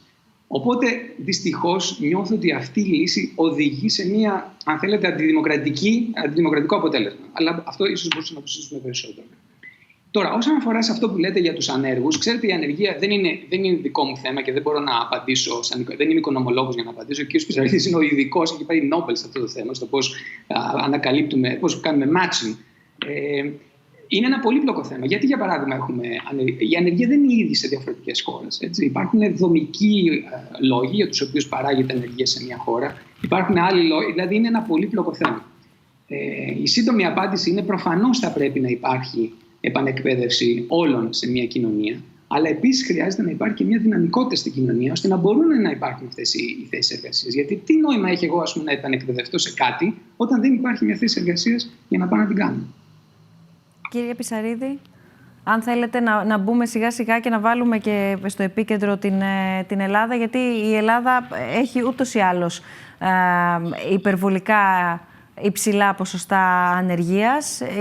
Η Ελλάδα βγαίνει ούτως ή άλλως λαβωμένη μέσα από μια πολύ βαθιά ύφεση και σε ό,τι αφορά στο εργασιακό πλαίσιο η τελευταία δεκαετία μόνο τραυματική ήταν. Οπότε εδώ έχει ενδιαφέρον να δώσετε έτσι μια απάντηση και στο ερώτημα που δεχθήκαμε, αλλά και στο τι προβλέπετε και στην τελική έκθεσή σας, την οποία πρόκειται μάλιστα το επόμενο διάστημα, αν δεν κάνω λάθος, να παραδώσετε και στον Πρωθυπουργό, αναφορικά με την οικονομική ανάπτυξη της χώρας και το μέλλον της εργασίας εδώ στην Ελλάδα. Ναι. Πρώτα η ερώτηση για το 1 εκατομμύριο ανέργων προφανώς. Πιστεύω πως ο καλύτερος τρόπος για επανεκπαίδευση αυτών είναι μέσω εταιριών, δηλαδή αφού εταιρείες ανοίξουν θέσεις εργασίας, έστω και αν δεν έχουν την εκπαίδευση για τη θέση εργασίας, να γίνει επανεκπαίδευση στις εταιρείες αυτές, αλλά πληρώνοντάς τις η κυβέρνηση της εταιρείας. Γιατί αν μπει στην εταιρεία, πάρε κάποιον άνεργο τώρα και να του κάνεις κάποια εκπαίδευση από δικά σου έξω, δεν θα το κάνουν. Αλλά πιστεύω πως η μετεκπαίδευση ή μάλλον η επανεκπαίδευση για να γίνει σωστά θα πρέπει να γίνει με πρωτοβουλία της εταιρείας, της επιχείρησης της εταιρείας, η οποία ξέρει τις ανάγκες της. Με κυβερνητική βοήθεια θα μπορούσε να γίνει κάποια εκπαίδευση και εκτός εταιρείας, δηλαδή σε κάποια σχολή, όπως έχουν οι Γερμανοί για παράδειγμα, αλλά πρέπει να είναι σε συνδυασμό με το τι θέση εργασίας θα πάρει ποτέ. Άρα ξεκάθαρη εξίσωση, πρωτοβουλία επιχείρησης με υποστήριξη όμως κρατική. Ναι, ακριβώς. Μάλιστα. Αυτό κάτι... Εσείς για την Ελλάδα Δανία, για παράδειγμα. Τι προβλέπετε? Στην Ελλάδα σήμερα μπορεί ο ακροατής σας να πει και θα έχει απόλυτο δίκαιο, αφού δεν υπάρχουν θέσεις εργασίας, ποιες εταιρείες θα πάρουν και τέτοια. Τώρα εκείνη που μπαίνουμε σε αυτά που κάνουμε εμείς. Δηλαδή οι εισηγήσεις που κάνουμε, για τις οποίες δεν μπορώ να σας πω πολλά, γιατί πίστευα όταν δέχτηκα την πρόσκλησή σας, πίστευα πως θα έχει βγει ήδη στη δημοσιότητα η έκθεσή μας, αλλά θα την παρουσιάσουμε στον Πρωθυπουργό την ερχόμενη εβδομάδα. Αφού γίνουν οι μεταρρυθμίσεις στην οικονομία, δηλαδή να φύγουν διάφορες στρεβλώσεις που υπάρχει στην οικονομία, να εκμοντερνιστεί, να εξυγχρονιστεί η αγορά, να ανοίξει η αγορά, να γίνει πιο εξωστρεφής, να γίνει πιο φιλική προς επενδύσεις, κυρίως επενδύσεις από το εξωτερικό, όπως αυτή που έχει γίνει από τη Microsoft, ας πούμε, για να ακολουθήσουν και άλλες εταιρείες, θα ανοίξουν θέσεις εργασίας. Και αφού ανοίξουν αυτές οι θέσεις εργασίας, θα χρειάζονται νέες ειδικότητες σε αυτές τις θέσεις και εκεί είναι που θα πρέπει να γίνει η μετεκπαίδευση. Αλλά σαν πρώτο βήμα χρειάζεται να γίνουν μεταρρυθμίσεις για να ανακάμψει η οικονομία. Και φυσικά η COVID, η πανδημία δεν βοηθάει τόσο πολύ, αλλά και πάλι μπορεί κάτι να γίνει και πρέπει να δούμε πιο μακριά. Ελπίζουμε να μην είμαστε σόκλειστοι λόγω COVID για πολλούς μήνες ακόμα. Κυρία Γιαννακούρου, μέσα σε όλο αυτό το πλαίσιο έτσι όπως περιγράφεται, έχει έρθει ένα ερώτημα που ήθελα και εγώ επίσης να το βάλω στη συζήτησή μας. Έχει θέση ο συνδικαλισμός στο μέλλον της εργασίας? Κοιτάξτε, όλες αυτές οι νέες μορφές εργασίας που αναπτύσσονται και οι οποίες είναι σε πολύ μεγάλο βαθμό βασίζονται και στην εξαποστάσεως εργασία ή εμφανίζονται με την μορφή της εξαποστάσεως εργασία, είναι αλήθεια ότι θέτουν σε δοκιμασία τα συλλογικά δικαιώματα των εργαζομένων, τη συνδικαλιστική τους εκπροσώπηση, αλλά και το ρόλο των συνδικάτων. Τώρα, για το αν θα έχει κάποιο ρόλο ο συνδικαλισμός, εγώ θα πω ότι έχει να κάνει και με το πώς θα τοποθετηθεί ο ίδιος ο συνδικαλισμός, δηλαδή τα συνδικάτα, απέναντι στις αλλαγές που έχουν ήδη ξεκινήσει. Θα πρέπει να τοποθετηθεί δημιουργικά, να μπει στη συζήτηση, σε διάλογο και να μην έχει αρνητική στάση απέναντι σε όλα αυτά που συζητάμε, αλλά να κάτσει στο τραπέζι και να βρει λύσεις, διότι είναι κάτι που είναι μη αντιστρέψιμο αυτή τη στιγμή. Δεν έχει νόημα να εμείνουμε σε όρους παρελθόντος. Πρέπει να μιλήσουμε με όρους μέλλοντος. Αρκετούς από αυτούς τους όρους τους θέσαμε σήμερα στο τραπέζι της συζήτησης. Θα πρέπει να μελετηθούν οι αλλαγές συστηματικά και τα συνδικάτα να συμβάλλουν στο να βρεθούν λύσεις και για τους ανέργους. Δηλαδή, οι άνεργοι είναι μια ομάδα που δεν απασχολεί στον ίδιο βαθμό τα συνδικάτα με τους εργαζομένους.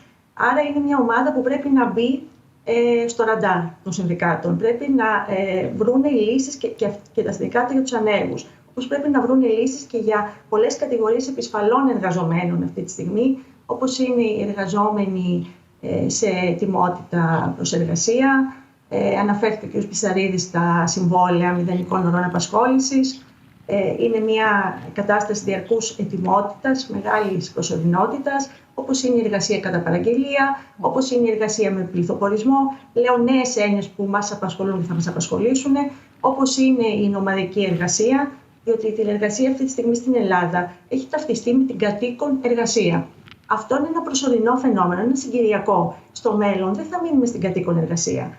Η τηλεργασία και η εξαποστάσεως εργασία θα προσλάβει και άλλες μορφές, για τις οποίες αυτή τη στιγμή δεν είμαστε καν υποψιασμένοι και δεν μπορούμε να αντιληφθούμε το μέγεθος των προβλημάτων που δημιουργούν.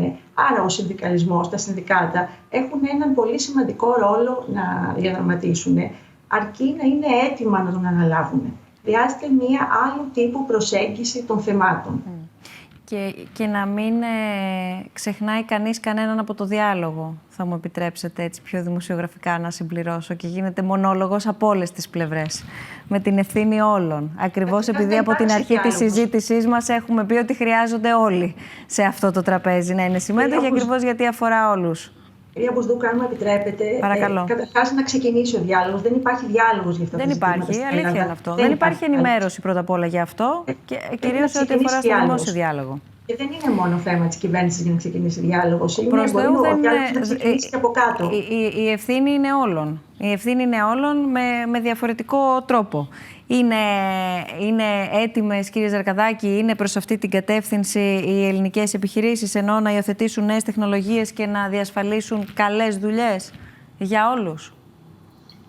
Να σας πω με κάθε ειλικρίνεια, δεν έχω τόση μεγάλη εμπειρία με τις ελληνικές επιχειρήσεις τα τελευταία 10 χρόνια, γιατί εργάζομαι στο Λονδίνο τα τελευταία 10 χρόνια. Ωστόσο, έχω διάλογο με συναδέλφους, παλιούς φίλους και γνωστούς οι οποίοι είναι στελέχη επιχειρήσεων. Το μεγάλο πρόβλημα των ελληνικών επιχειρήσεων πάντοτε ήταν το ελληνικό κράτος. Το οποίο είναι το μεγαλύτερο εμπόδιο που έχουν οι ελληνικές επιχειρήσεις στο να είναι ανταγωνιστικές. Νομίζω ότι αν ακολουθούσαμε κάτι σαν αυτό που κάνει, ας πούμε, η Εστονία, η οποία απλοποίησε πάρα πολλά πράγματα, πολλές διαδικασίες στο πώς δημιουργείς μια εταιρεία, πώς λύνεις μια εταιρεία, πώς φορολογείται μια εταιρεία και το καθεξής. Νομίζω αυτό θα βοηθούσε τις ελληνικές εταιρείες πάρα πολύ. Πριν ακόμα φτάσουμε στη συζήτηση περί αυτοματοποίησης και όλων των υπολείπων θεμάτων που θίξαμε σήμερα.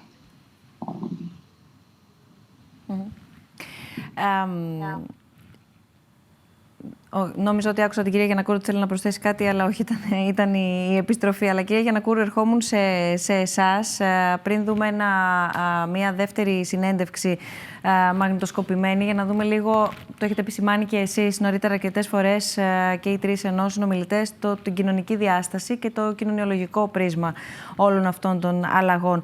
Θα ήθελα να σας ρωτήσω πέρα από την ευθύνη των συνδικάτων που θίξατε, πώς θα πρέπει ο μέσος εργαζόμενος, πώς θα πρέπει δηλαδή οι εργαζόμενοι και τι για την ακρίβεια να διεκδικήσουν αυτή τη στιγμή, σε αυτή την κατάσταση. Αν δεν απατώμε, ο κ. Ζαρκαδάκη, σε μια συζήτησή μας, καθώς προετοιμάζαμε τη σημερινή μας συνάντηση, είχατε αναφέρει, κυρία Ζαρκαδάκη, πόσο ψηλό είναι το ποσοστό στην Ελλάδα, διορθώστε με αν το θυμάμαι λάθος, που βλέπουν με καχυποψία το μέλλον της εργασίας αναφορικά με τη διείσδυση της τεχνητής νοημοσύνης και ούτω καθεξής. Εγώ πάω ένα βήμα πριν. Πόσο ενήμεροι είμαστε και αντίστοιχα κατά πόσο ξέρουμε προς τα πού να προσανατολιστούμε ως εργαζόμενοι και τι να διεκδικήσουμε. Ρωτάτε εμένα, ναι. απευθύνεστε σε εμένα. Κοιτάξτε, ενήμεροι, δεν ξέρω αυτή τη στιγμή κατά πόσο θα μπορούμε να θεωρηθούμε ότι είμαστε όλοι ενήμεροι. Η συζήτηση είναι πολύ πολύπλοκη και δεν ξέρω πόσο έχει επεκταθεί αυτή η συζήτηση στην Ελλάδα. Όπως είπα, νομίζω ότι είναι ακόμα σε αρχική μορφή, σε πρωτόλιο στάδιο και θα πρέπει οπωσδήποτε να γίνουν πολύ περισσότερες εξειδικευμένες συζητήσεις για το θέμα. Καλά κάνατε και το ανοίξατε εσείς με τη σημερινή συζήτηση. Θα πρέπει στο μέλλον να υπάρξουν πολύ πιο εξειδικευμένα φόρα διαλόγου για τα θέματα αυτά. Τώρα, πώς μπορούν να προετοιμαστούν οι εργαζόμενοι. Οι εργαζόμενοι πρέπει και οι ίδιοι να καταβάλουν κάποιες προσπάθειες να παραμείνουν στην αγορά εργασίας μέσω της ειδίκευσης, επανειδίκευσης. Και νομίζω το κρίσιμο αυτή τη στιγμή ως αντικείμενο διαπραγμάτευσης είναι να εξασφαλιστούν αξιοπρεπείς και ασφαλείς θέσεις εργασίας, συνθήκες εργασίας. Θεωρώ ότι το θέμα της ασφάλειας της εργασίας αυτή τη στιγμή έχει μπει στην κορυφή της ατζέντας μετά την πανδημία.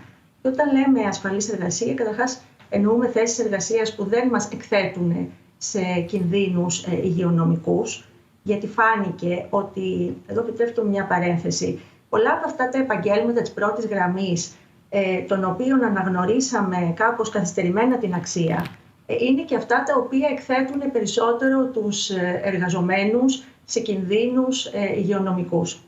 Διότι οι εργαζόμενοι που απασχολούνται σε τέτοιες θέσεις πρώτης γραμμής ή τα στοιχειώδεις υπηρεσίες ή ουσιώδεις υπηρεσίες είναι αυτοί οι οποίοι ήταν υποχρεωμένοι καθ' όλη τη διάρκεια της πανδημίας και εξακολουθούν να είναι, να βγαίνουν καθημερινά από το σπίτι τους, να εκτίθενται σε μέσα μεταφοράς, να πηγαίνουν σε εργασίες οι οποίες δεν είναι απαραίτητος, δεν εξασφαλίζουν την υγεία και την ασφάλεια, συνθήκες υγείας και ασφάλειας.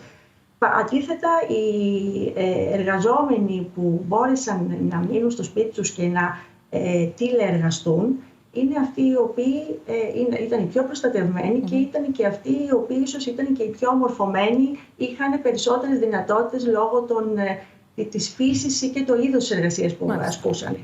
Το θέμα λοιπόν της ασφάλειας της εργασίας, το οποίο συνδέεται με την ποιότητα της εργασίας. Θεωρώ ότι και η ποιότητα της εργασίας αυτή τη στιγμή έχει τοποθετηθεί πολύ ψηλά στην συζήτηση. Ασφάλεια, ποιότητα της εργασίας είναι δύο θέματα που θα μας απασχολήσουν και τα οποία συνδέονται και με την προστασία της υγείας του εργαζομένου. Αυτή τη στιγμή οι νέες μορφές εργασίας, ειδικά η εξαποστάσεως εργασία, όπως έχει εκδηλωθεί με τη τηλεργασία, έχει θέσει πολλά ζητήματα προστασίας υγείας και ασφάλειας. Και η νομοθεσία μας δεν είναι έτοιμη να απαντήσει σε όλα τα θέματα αυτά, ειδικά όταν η εργασία ασκείται από το σπίτι. Ένα λοιπόν θέμα διαλόγου είναι να βελτιωθεί η νομοθεσία στο πεδίο της υγείας και της ασφάλειας. Επίσης, στην παροχή αξιοπρεπών όρων εργασίας, και αυτό συνδέεται και με το επίπεδο των αμοιβών. Δεν νοείται αξιοπρεπής εργασία αν δεν υπάρχει ικανοποιητική αμοιβή για τον εργαζόμενο για αυτό που παράγει. Άρα, το θέμα του ποιο ακριβώς θα είναι το ύψος των μισθών είναι ένα θέμα που αποτελεί παραδοσιακά στην Ελλάδα αντικείμενο συλλογικών διαπραγματεύσεων, ειδικά σε κλαδικό επίπεδο. Αυτή τη στιγμή βέβαια υπάρχει και ο κατώτατος μισθός, ο νομοθετημένος κατώτατος μισθός, ο οποίος θα απασχολήσει σε κάποιο μελλοντικό διάστημα τη συζήτηση. Και στην Ελλάδα δηλαδή, θα ανοίξει συζήτηση για τον κατώτατο μισθό. Σε κάθε περίπτωση όμως, σε κλαδικό επίπεδο, οι μισθοί στην Ελλάδα καθορίζονται κυρίως σε κλαδικό επίπεδο. Υπάρχει λοιπόν σημαντικό εύρος για διάλογο μεταξύ εργοδοτών και συνδικαλιστικών οργανώσεων, προκειμένου να αντιμετωπιστεί αυτό το θέμα της αξιοπρεπούς εργασίας και της ασφαλούς εργασίας ταυτόχρονα. Πάμε να δούμε τις κοινωνιολογικές προεκτάσεις όλων αυτών των αλλαγών στην εργασία. Συναντήσαμε, όπως είπα και νωρίτερα, την καθηγήτρια κοινωνιολογίας στο τμήμα κοινωνιολογίας του Παντίου Πανεπιστημίου, Χριστιάνα Κωνσταντοπούλου. Να παρακολουθήσουμε όσα μας είπε. Σας ευχαριστούμε πολύ και πάλι για την ανταπόκρισή σας στο κάλεσμά μας και για το χρόνο σας για ένα θέμα που μας αφορά κυριολεκτικά όλους, είτε είμαστε εργαζόμενοι είτε έχουμε εργαζόμενους στα σπίτια μας και στην καθημερινότητά μας. Τις τελευταίες δεκαετίες βλέπουμε πώς έχει αλλάξει ριζικά τόσο ο τρόπος που εργαζόμαστε, όσο κατ' επέκταση και ο τρόπος που ζούμε. Η τεχνολογία διεισδύει όλο και περισσότερο στις ζωές μας και στην καθημερινότητά μας και το πρώτο ερώτημα είναι πώς έχει αλλάξει η έννοια αλλά και η φύση της εργασίας. Πώς έχει αλλάξει δηλαδή εν γέννη αυτό που ονομάζουμε εργασιακή εμπειρία. Όντως, τις τελευταίες δεκαετίες βιώνουμε μια δραματική εξέλιξη μέσα εισαγωγικά στον χώρο της εργασίας και αυτό έχει ως άμεση επίπτωση το ότι η κατοχυρωμένη 8ωρη εργασία, την οποία γνωρίζαμε μέχρι πρότινος, και όταν λέμε κατοχυρωμένη εννοούμε φυσικά με πληρωμένες αργίες και τις διακοπές, και που είχε επιτρέψει στους εργαζόμενους να έχουν πρόσβαση στην ευημερία και στην ύπαρξη ελεύθερου χρόνου, φαίνεται ότι πλέον δεν αποτελεί τον κανόνα. Υπάρχει έτσι μια σταδιακή μετάβαση, και αυτό το θεωρώ αρκετά σημαντικό, από την κατάσταση σχέσης εργασίας που ίσχυε μέχρι πρότινος, σε ένα κυρίαρχο καθεστώς, θα το λέγαμε σύμβασης έργου, το οποίο έχει ως επιπτώσεις άμεσες πρώτη την εφήμερη σχέση εργαζόμενου-εργοδότη, την αυξημένη ανασφάλεια και την περιστασιακή εμπλοκή των εργαζομένων στον χώρο της εργασίας τους. Δηλαδή, είτε είναι αυτό μια επιχείρηση είτε ένα ίδρυμα, υπάρχει μια απεμπλοκή. Δεν αισθάνονται ότι ταυτίζονται με αυτό. Ήθελα να επιμείνω σε κάτι άλλο, το οποίο έχει να κάνει με τη συνέργεια, αυτό που λένε συνέργεια ανθρώπου-μηχανής. Για να υπάρξει συνέργεια με τη μηχανή, θα πρέπει ο άνθρωπος να υπακούσει αναγκαστικά στον προγραμματισμό της μηχανής. Αυτό ουσιαστικά τι σημαίνει? Ότι δεν υπάρχει δυνατότητα διαφορετικής σύλληψης ή εκτέλεσης του απαιτούμενου έργου. Οδηγεί δηλαδή στη μονοδιάστατη σκέψη. Αυτό που είχε πει χρόνια πριν ο Μαρκούζε, έτσι το γνωρίζετε. Ακούγοντάς σας και θέλοντας να κάνω τον αντίλογο, αναφορικά με τη συνέργεια των ανθρώπων με τα ρομπότ, οι μηχανές θα μας βοηθήσουν. Θα μας βοηθήσουν να εξοικονομήσουμε χρόνο στο να κάνουν εργασίες τις οποίες ήδη κάνουμε, να καθοδηγήσουμε εμείς τις μηχανές να τις κάνουν, έτσι ώστε εμείς να αξιοποιήσουμε στο επόμενο βήμα όλη μας την ενέργεια και τη γνώση, έτσι ώστε να επέλθει και η εξέλιξη. Εννοείται ότι ο άνθρωπος οδηγεί τη μηχανή, δεν οδηγεί σε αυτές τις αλλαγές η μηχανή. Απλά το σύστημα της πληροφορικής που βοηθάει όλη αυτή τη τεχνητή νοημοσύνη και τον τρόπο με τον οποίο οργανωνόμαστε εργασιακά, ακολουθεί την κυρίαρχη λογική του καπιταλιστικού συστήματος.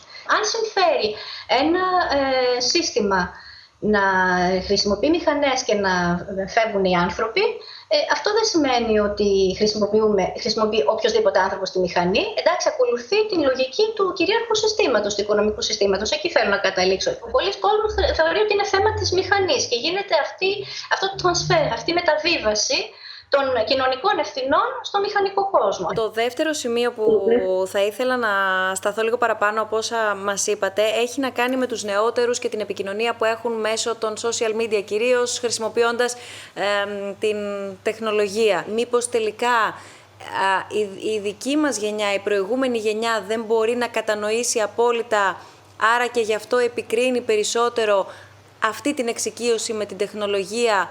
Όμως, μήπως τελικά αυτή η γενιά έρθει πιο προετοιμασμένη και με πολύ καλύτερη, βαθύτερη γνώση στην τεχνολογία, άρα και πιο, αν θέλετε, καλά εκπαιδευμένη? Η εξοικείωση με την τεχνολογία είναι πάρα πολύ καλή. Εκείνο που εννοώ, που εμένα ως κοινωνιολόγο με φοβίζει, είναι η εικονική κοινωνικότητα. Δηλαδή, η μεταβίβαση της κοινωνικής διασύνδεσης σε εικονικό επίπεδο. Τι σημαίνει αυτό? Σημαίνει ότι ξέρετε, ο άνθρωπος έχει μια υλικότητα. Πρέπει να φάμε, πρέπει να κάνουμε διάφορα πράγματα τα οποία δεν κάνει η τεχνολογία. Αυτόματα μεταβιβάζοντας όλη την ανθρώπινη υπόσταση στον τεχνικό παράγοντα, χάνουμε πάρα πολλά πράγματα από την ουσία σχέσεων, παραδείγματος χάρη. Επιστρέφω στη συζήτησή μας και στα όσα έφερε η πανδημία. Η πανδημία λοιπόν έφερε με το καλημέρα σας, που μόνο καλή δεν ήταν η μέρα, την τηλεεργασία. Μια εξέλιξη που εκτιμάται από πολλούς ότι ήρθε και θα μείνει και μετά το πέρας της πανδημίας. Θα ήθελα να μας εξηγήσετε ποια είναι η αξία και αν υπάρχει αξία του εργασιακού χώρου, πώς μπορεί δηλαδή να προσαρμοστεί και αν μπορεί να προσαρμοστεί στην εικονική πραγματικότητα. Λέει ότι η τηλεεργασία οδηγεί σε μια απελευθέρωση του εργαζόμενου με την έννοια ότι δεν είναι υποχρεωμένος να πάει να καθίσει ένα 8ωρο στην εργασία του. Θα μπορούσε να κάνει την ίδια εργασία σε λιγότερο χρόνο από το σπίτι του.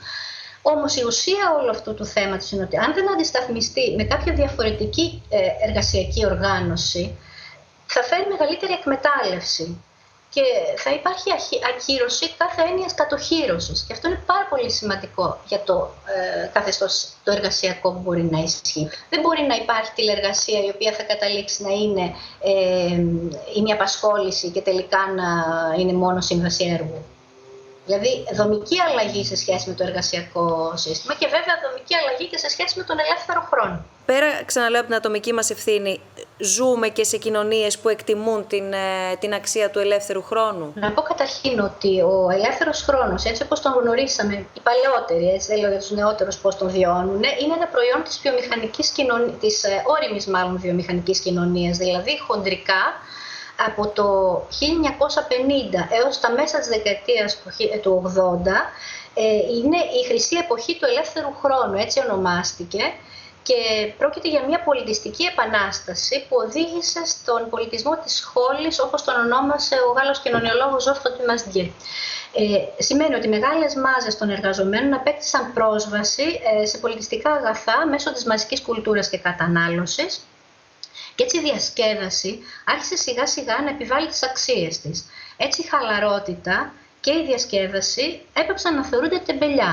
Όμως για να υπάρξει ελεύθερος χρόνος πρέπει πάνω απ' όλα να μπορεί να εργάζεται κάποιος. Έτσι. Άρα είναι συνδεδεμένος με την εργασία και με την αμοιβόμενη εργασία και την ασφάλειά της.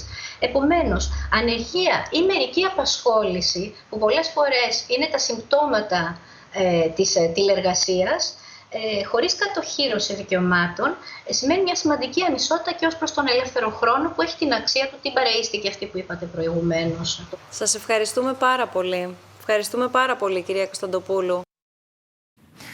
Λοιπόν, η κυρία Χριστιανά Κωνσταντοπούλου, καθηγήτρια κοινωνιολογίας στο Πάντιο Πανεπιστήμιο. Νομίζω όλοι κάπου βρήκαμε εμάς ή τους διπλανούς μας σε όσα μας περιέγραψε για τις κοινωνιολογικές προεκτάσεις των όσων συζητάμε σήμερα. Από τα ερωτήματα που μας έχουν έρθει, ένα τελευταίο προς εσάς, κύριε Πισαρίδη. Μας ρωτούν και ρωτούν εσάς για την ακρίβεια τους ομιλητές, εάν μπορούν τα κράτη να ρυθμίσουν τη νέα εργασία χωρίς να ρυθμίσουν την τεχνολογία. Και αν όχι, τι άποψη έχετε περί κανονιστικών πλαισίων για τη διακυβέρνηση της τεχνολογίας. Να σας πω, όταν λέμε να ρυθμίσουν την τεχνολογία, δεν μπορώ να σκεφτώ ακριβώς τι σημαίνει. Δηλαδή, πώς να ρυθμίσουν την τεχνολογία. Η τεχνολογία βγαίνει από την ανθρώπινη σκέψη, εφαρμόζεται από μια εταιρεία αν αυξάνει την παραγωγικότητά της, και πώς θα την χρησιμοποιήσει η εταιρεία είναι κάτι που, όπως είπαμε, πρέπει να γίνει κάποιος διάλογος με τους αντιπροσώπους των εργαζομένων, των εργοδοτών και της κυβέρνησης. Τώρα, αυτό που πιστεύω στη ρύθμιση είναι όχι η τεχνολογία αυτό καθ' αυτό, αλλά πώς αλλάζει η φύση της εργασίας εξαιτίας αυτού. Δηλαδή, όταν έχουμε τα μεγάλα data, τα μεγάλα στοιχεία, τα μεγάλα δεδομένα, υπάρχει κίνδυνος να χάσουμε την το privacy. Την ιδιωτικότητα. Ναι, την ιδιωτικότητα. Αυτό πρέπει να ρυθμίσει κυβέρνηση πρώτο, γιατί τι άνθρωποι είμαστε και ποια δεδομένα δικά μας θέλουμε να πάρουν κάποιοι άλλοι, είναι κάτι για το οποίο αισθάνονται πολύ δυνατά, ας πούμε, γενικά ο κόσμος. Δεν είμαστε όπως χώρες σαν την Κίνα που τα δίνουν έτσι εύκολα αμέσως στην κυβέρνηση. Και υπάρχει το GDPR της Ευρωπαϊκής Ένωσης, αλλά αυτό είναι μόνο μια αρχή. Μετά είναι ρύθμιση της ώρας εργασίας, τι πρόνοια γίνεται από τον εργοδότη για μετεκπαίδευση που, όπως έχουμε πει, είναι απαραίτητη και πρέπει να υποστηρίζεται από την κυβέρνηση. Είναι οι συντάξεις, το Σύνταγμα Συντάξεων Ασφάλειας και σε αυτούς που χάνουν εργασία θα πρέπει αυτά όλα να ρυθμίζονται από την κυβέρνηση. Δηλαδή βλέπω ένα κράτος αυτό που ξεκινήσανε η Ολλανδία και η Δανία και λέγεται το flexicurity, που δίνει ευελιξία στην επιχείρηση να χρησιμοποιήσει την τεχνολογία όπως πιστεύει πως είναι πιο καλό για αυτά που κάνει. Αλλά η κυβέρνηση στέκεται από πίσω, στέκεται μακριά και βλέπει πώς να εξασφαλίσει κάποια ασφάλεια, καλή χρήση του ανθρώπου από τον εργοδότη και ένα καλό σύστημα και στην εργασία και μετά μορφή συντάξεων και επιδομάτων και γενικά μια υποστήριξη του επίπεδου ζωής. Το επόμενο ερώτημα, το οποίο και βλέπουμε ήδη, κύριε Τζαρκαδάκη, προς εσάς, η ιδιοκτησία της τεχνητής νοημοσύνης και του ελέγχου στις πλατφόρμες αυτοματοποίησης δεν είναι ομαλά κατανεμημένη παγκοσμίως, ούτε σε όλα τα στρώματα της κοινωνίας. Τα βιομηχανικά και πνευματικά δικαιώματα διονύζουν τις ανισότητες, τις επιπτώσεις της τεχνολογίας. Μήπως τα ανοιχτά δεδομένα, ο ανοιχτός κώδικας και η ανοιχτή τεχνητή νοημοσύνη πρέπει να θεσμοθετηθούν και καθιερωθούν ως περισσότερο κοινωνικά υπεύθυνες τεχνολογίες? Θα ήθελα να απαντήσω αυτό το ερώτημα και να το σπρώξω λίγο περισσότερο, να το ανοίξω λίγο περισσότερο. Νομίζω καταρχήν ναι, τα ανοιχτά συστήματα παίζουν ένα πολύ μεγάλο ρόλο στο πώς θα ανακατανεμηθεί ο τεράστιος πλούτος που δημιουργηθεί από τα συστήματα τεχνητής νοημοσύνης και αυτό το οποίο θα κάνουν τα συστήματα αυτά. Αλλά πρέπει να δώσουμε βάση επίσης και στα δεδομένα. Ξέρετε, μέχρι τώρα η Ευρωπαϊκή Ένωση και οι περισσότεροι από εμάς στην Ευρώπη βλέπουμε τα δεδομένα, τα προσωπικά δεδομένα, ενώ τα οποία έχουν και τη μεγαλύτερη αξία, ως κάτι το οποίο πρέπει να προστατεύουμε με νομοθεσία, ώστε να μην θίγεται η ιδιωτικότητα. Το οποίο είναι πολύ σωστό. Αλλά υπάρχει και κάτι άλλο για τα δεδομένα, το οποίο δεν του έχουμε δώσει, θεωρώ, επαρκή προσοχή.